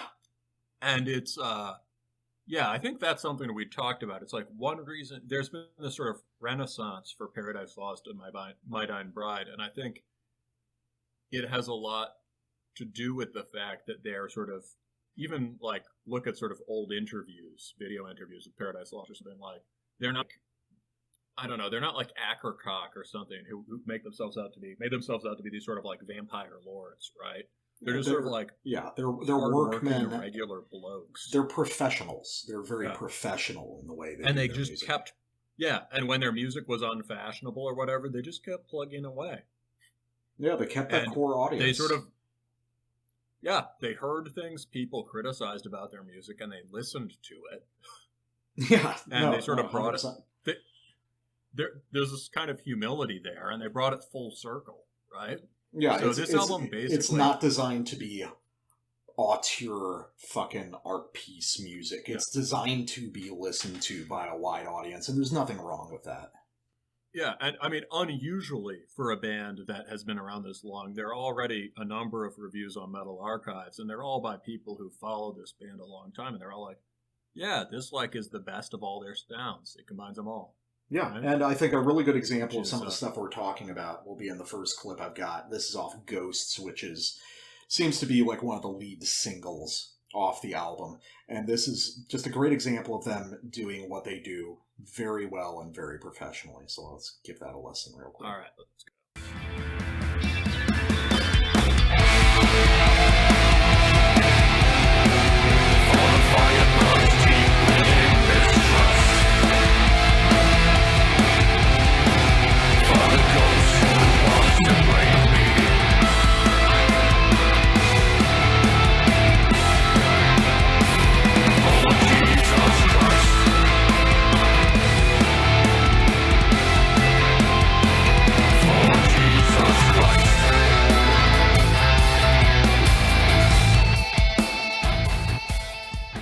So I think that this whole track is in essence a pop song, but it's an outstanding one.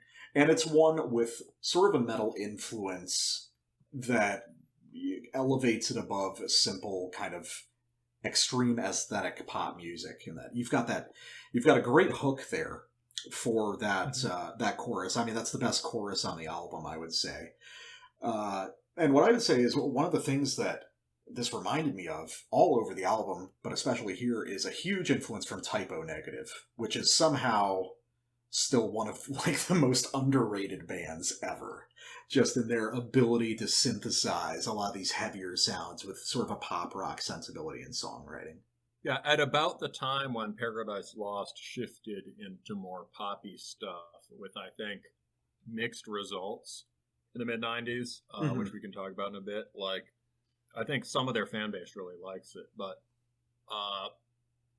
Typo were doing stuff that was flagrantly poppy, but also very weird, right? Yeah, they were doing poppy stuff in the context of 12-minute songs, 12-minute songs with very crushing riffs in them and sort of lyrics that offended people and whatever, right? And I'd like to say that, like, on that chorus there, it's like the part immediately after that it transitions into is a lot more nuanced, and they could have just stuck with a similar key and tempo and everything, but they didn't. They went off on their own, and that really shows kind of that more extreme metal pedigree of still wanting to have very dynamic, interesting songs musically, while retaining that immediate quality.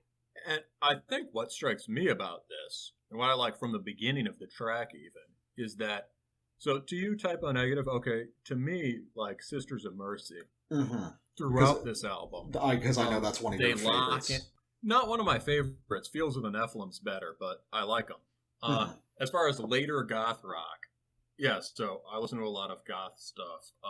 And the later goth rock stuff, like Sisters, Fields of the Nephilim, it's, you know, it's got this highly rocky quality to it. Almost, you know, I don't know, back in the day, people compared the Sisters of Mercy to bands like Zeppelin and the Stones, which I don't really hear. This is entirely your field, because I've never really dug into that goth rock style. But rock and rolly goth music, right? And so for a lot of the Sisters of Mercy stuff, especially on First and Last and Always, they've got these rolling eighth note bass lines that a lot of bands try to rip off and fuck up because they get really boring and the writing over them is not good. But what strikes me about this album is that they are imitated by the influenced by Sisters of Mercy and pulling it off in a much better way than most of the bands that would market themselves as goth bands or post-punk bands or whatever. They're better at the extra genre style they're drawing on than most of the people working in that style, or maybe all of them. And I'd agree with that, especially because, and I'm going to get to that with my clip a little bit later. Unlike a lot of these bands, the doom death and goth rock mixture, that synthesis seems much more important to this music than a lot of And you know, bands. it's not a problem with some of these bands is that the goth is kind of mall goth, right? Like Cradle of Filth, that there were kind of mall goth. And I think that's something all of these bands fell into at one point or another. But this isn't mall goth. It's like rocking 80s cool guy leather jacket goth. Oh no, I've one of the things I wanted to say is that regardless of what they're doing, the productions become more polished and the song structures have become more streamlined, but the sounds and the melodic ideas they're using are resolutely stuck in the 80s and 90s. Yes, yeah. You know, the doom death and the goth rock. So I think that helps them to synthesize a lot better. They're not using a modernized version of one of those. Yeah, let's do Hope Dies Young as my first pick. And this is some more of that Sisters of Mercy quality. All right, let's give it a try.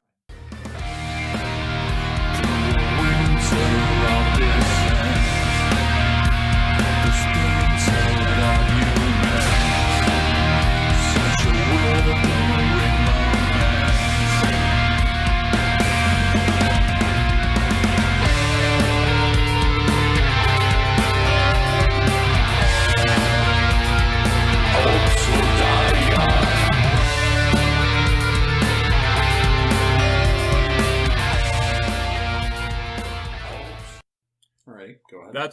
That's a great hook, right? Yeah, no, that's strong. So there's that build that's sort of staggered mid-tempo, and then it starts to lock in to that Sisters groove again.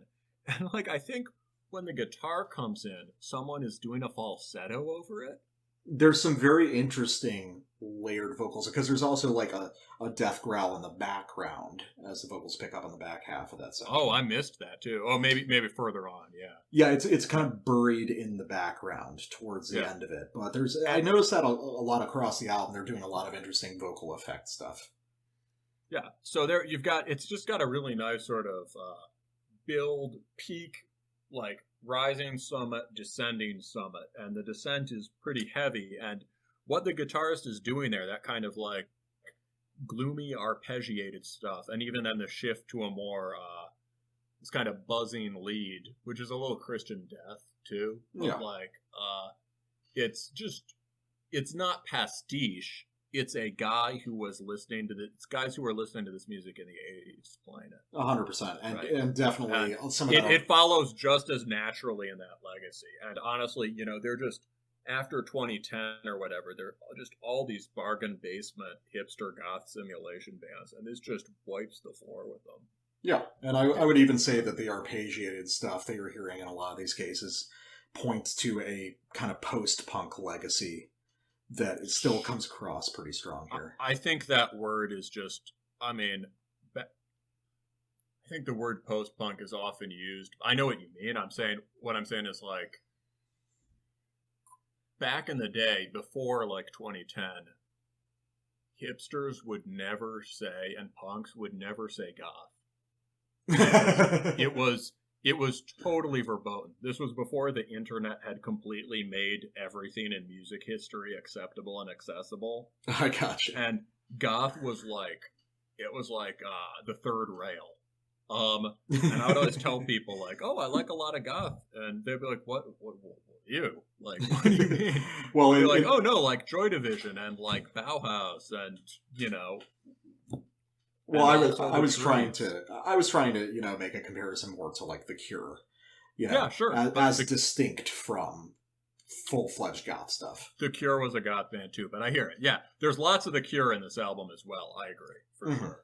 So I want to show something Raven off, which, yeah, that goes back to what I was talking about. This, so this is an example of Paradise Lost going back to the early 90s and doing a very traditional Peaceville style British doom death passage, and I want to elaborate on that a little bit and how it intersects with some of the goth rock stuff. So we'll just give that a shot real quick. Mm-hmm.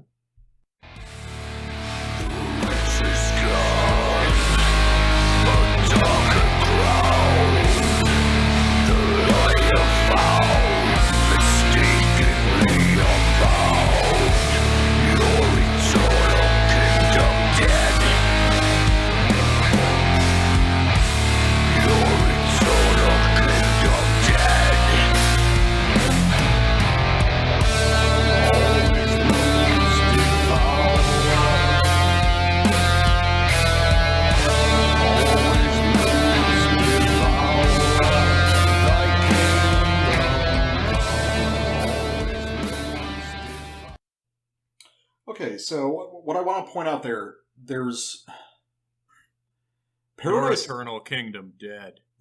That's very cool. Yeah, that's a metal lyric. That is a metal lyric, and that's a very metal passage. It's not a band. Paradise Lost isn't just doing the goth rock parts, but heavier.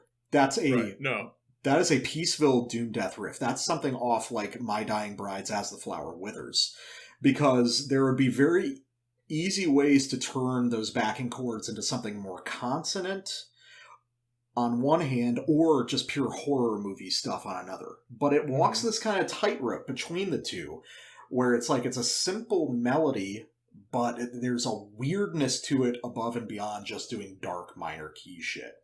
And one thing that I wanted to point out about this album is I think the goth rock parts are generally better and more interesting than the doom death parts, but I think that's because the doom death parts are there. I think that the heavier stuff is very important as a sort of bridging tool between these more consonant goth rock parts.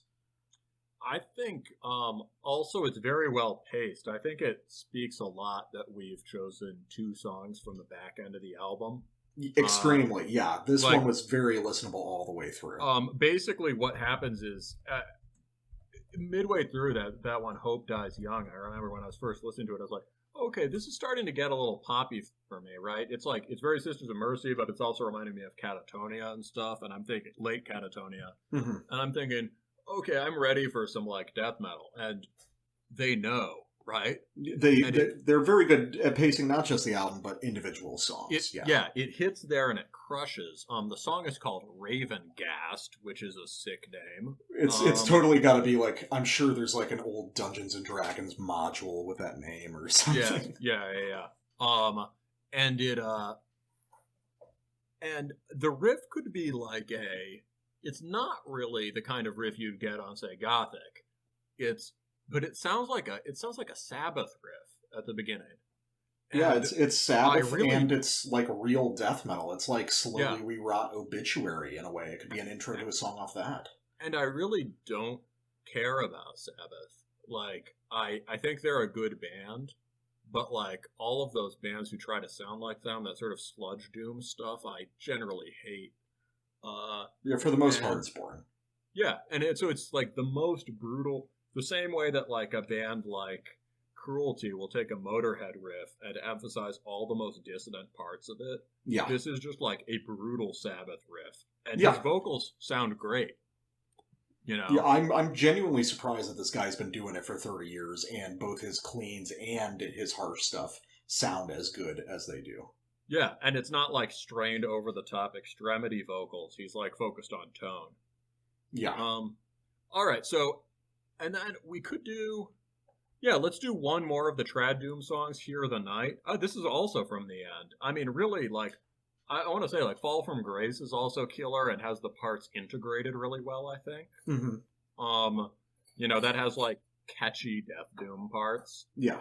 But, this is, I mean, the back end is really strong. So, yeah, this is more just some, this band has good guitarists.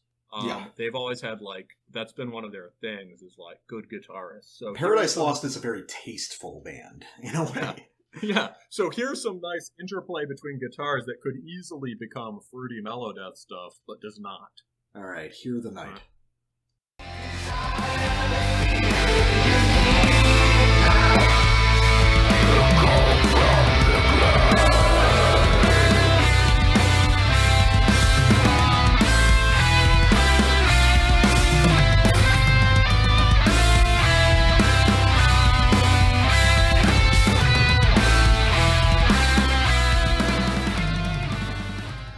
So I really like that a lot, and it's cool that you picked that out because I didn't remember which track it was on, but that reminds me of another touchstone of this record as far as more modern influences, which would be Pallbearer.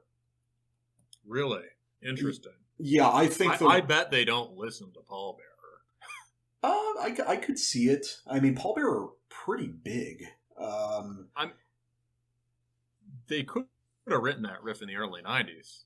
Yeah, they could have, but the specific way the lead guitar and the vocals intersect is kind of like typical of Pallbearer and kind of the bands of that style, that kind of revisiting trad doom stuff that you started to see over the past like 5 years.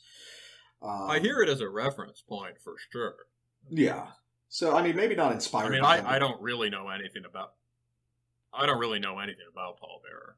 They're really cool. They're actually worth listening to, surprisingly. That's the sort of thing I reflexively avoid. But... No, because I don't think they're inspired by Pallbearer, but I think they're hitting similar things, which is a certain late 70s, early 80s rock tone in certain regards. Maybe by way of something weird like Thin Lizzy or something, but it comes out and it works. It is Thin Lizzy tandem guitars, but it also could be like, I don't know, you ever listen to like some of the good melodeath, like a Canorous Quintet or... Yeah, here and there. Like, that's something I wanted to touch on maybe on another episode, the also legacy October Tide. Yeah, the legacy of melodic death metal from Sweden that isn't Gothenburg. Yeah. Which is like a style of its own that's kind of forgotten. We should 100% do an episode on that. Yeah.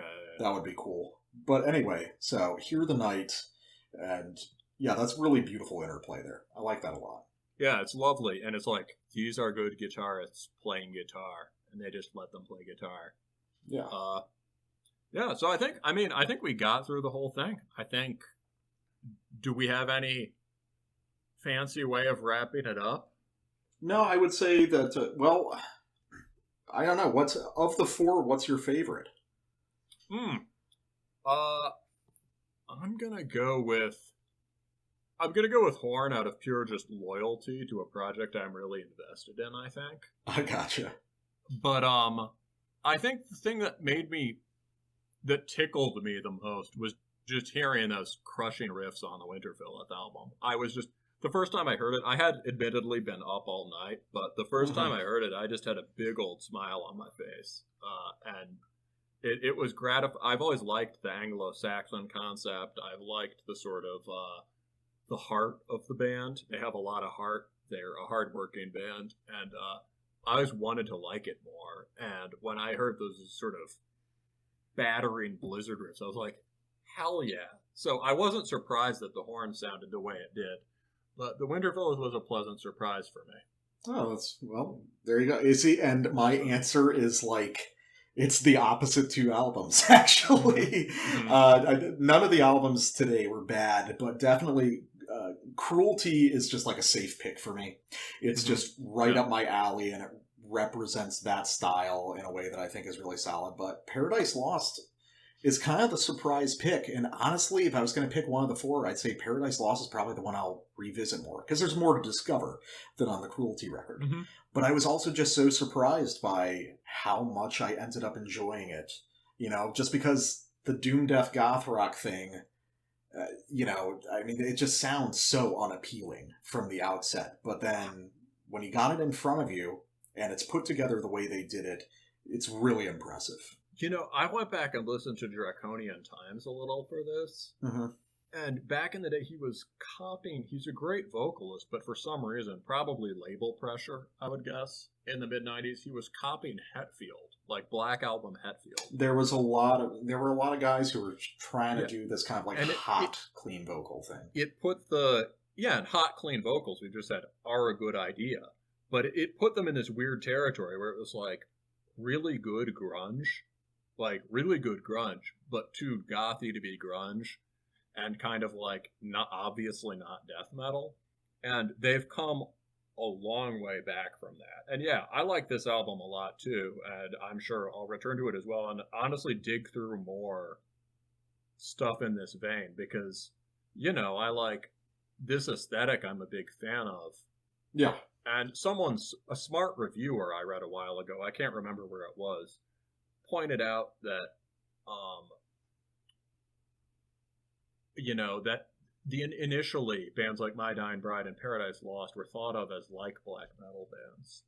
Yeah, and I think that was especially true also for Catatonia back in the day, which has had a lot of influence on depressive black metal. And Catatonia was probably influenced by it, but this stuff, Paradise Lost and My Dying Bride's most aggressive stuff, came out before most of the second wave stuff, if not all of it. Most of the really, really formative stuff, because I think Gothic was 1991. Yeah, As the Flower Withers was 1990, so they were all right around that same place. And so people also often talk about where's good English black metal? And I would say Winterfylleth are, I think I would say to me finally holding the flag, or one of the flags for that. There's other good scenes and bands, underground bands going right now. The stuff around Thy Dying Light is really good. The Legion Blowtan bands have always been great. But there is this kind of dearth of a defining UK BM sound. But I think part of it might just be that as far as that aesthetic, it was actually the Death Doom bands that nailed it first. I mean, if we're going to talk about a UK scene in greater terms, then we'd basically be looking at the legacy of UK Death Doom, which extends all the way through stuff that's not really Doom, but stuff like Bolt Thrower, as well as UK Grindcore. Yeah. I don't think they've ever had a defining black metal sound, but tied in with Winterfylleth, the band that as far as later blasty stuff, Akerkaga is a great band, and they sound a lot like the Peaceville bands. It's, Akerkak is a band that I appreciate and I recognize are good, but they never hooked me in a meaningful way. There's just there was some quality to the riffs that never stuck in my head. But going back to Winterfylleth, I would say the closest resemblance there, which is probably obvious to a lot of people, is Forefather, who is a band that I've loved for so many years. Yeah. And I think in a way Winterfylleth couldn't exist without Forefather. Forefather is also just way more. Winterfylleth has this kind of history, sort of reflective historical angle to their lyrics, and Forefather just sing about things like routing the Welsh. It's just it's more poppy, but it's so goddamn aggressive. Winterfylleth is absolutely a much more respectable version of Forefather, who are a band that just are unrespectable in the best ways. Oh yeah, they're to play Dungeons and Dragons too. If you like Iron Maiden and you like Marduk and you like getting drunk and you like drum machines, they're the band. I've always loved Forefathers Drum Machine. I love how fucking bad and cool they it named sounds. their drum machine. The Sisters of Mercy named their drum machine. Bands that name their drum machines rule. Yeah, Forefather named their drum machine. Let's see if I can find it.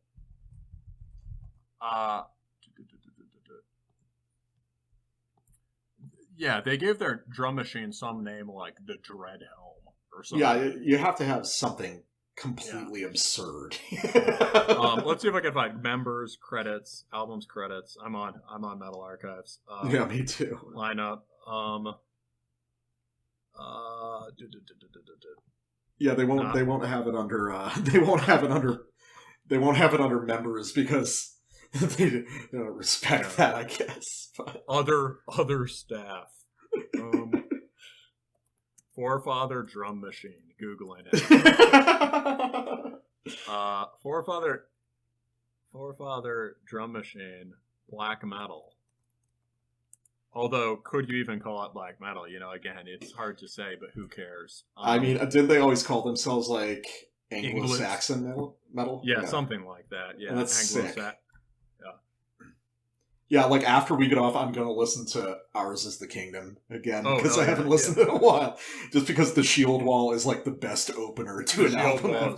Yeah, no, that album's great. That's another case with like bad, clean vocals that are awesome. They're good, clean vocals, I'd say. They're not technically good, but they're good. No, yeah. I mean, that's what I mean. They're unpracticed and not from a real singer, and it works perfectly. They're probably due for a new full length soon, so I thought we'll get to that this year. Definitely check that out. Yeah. Forefather, the connoisseurs English black metal band. the patricians English black metal. Yeah, everyone. Yeah. Journalists talk about the meads of Asphodel. No. Forefather for real. All right, I think that's a good place to wrap it up. Excellent. All right, so if you guys check this out, let us know what you thought about the albums above, and follow me on Bandcamp, Hellhammer666. What a cool name, bro. Yeah, it's just about sums it up. All right, anyway, all right. Peace. Thanks a lot for listening, and we will talk again soon.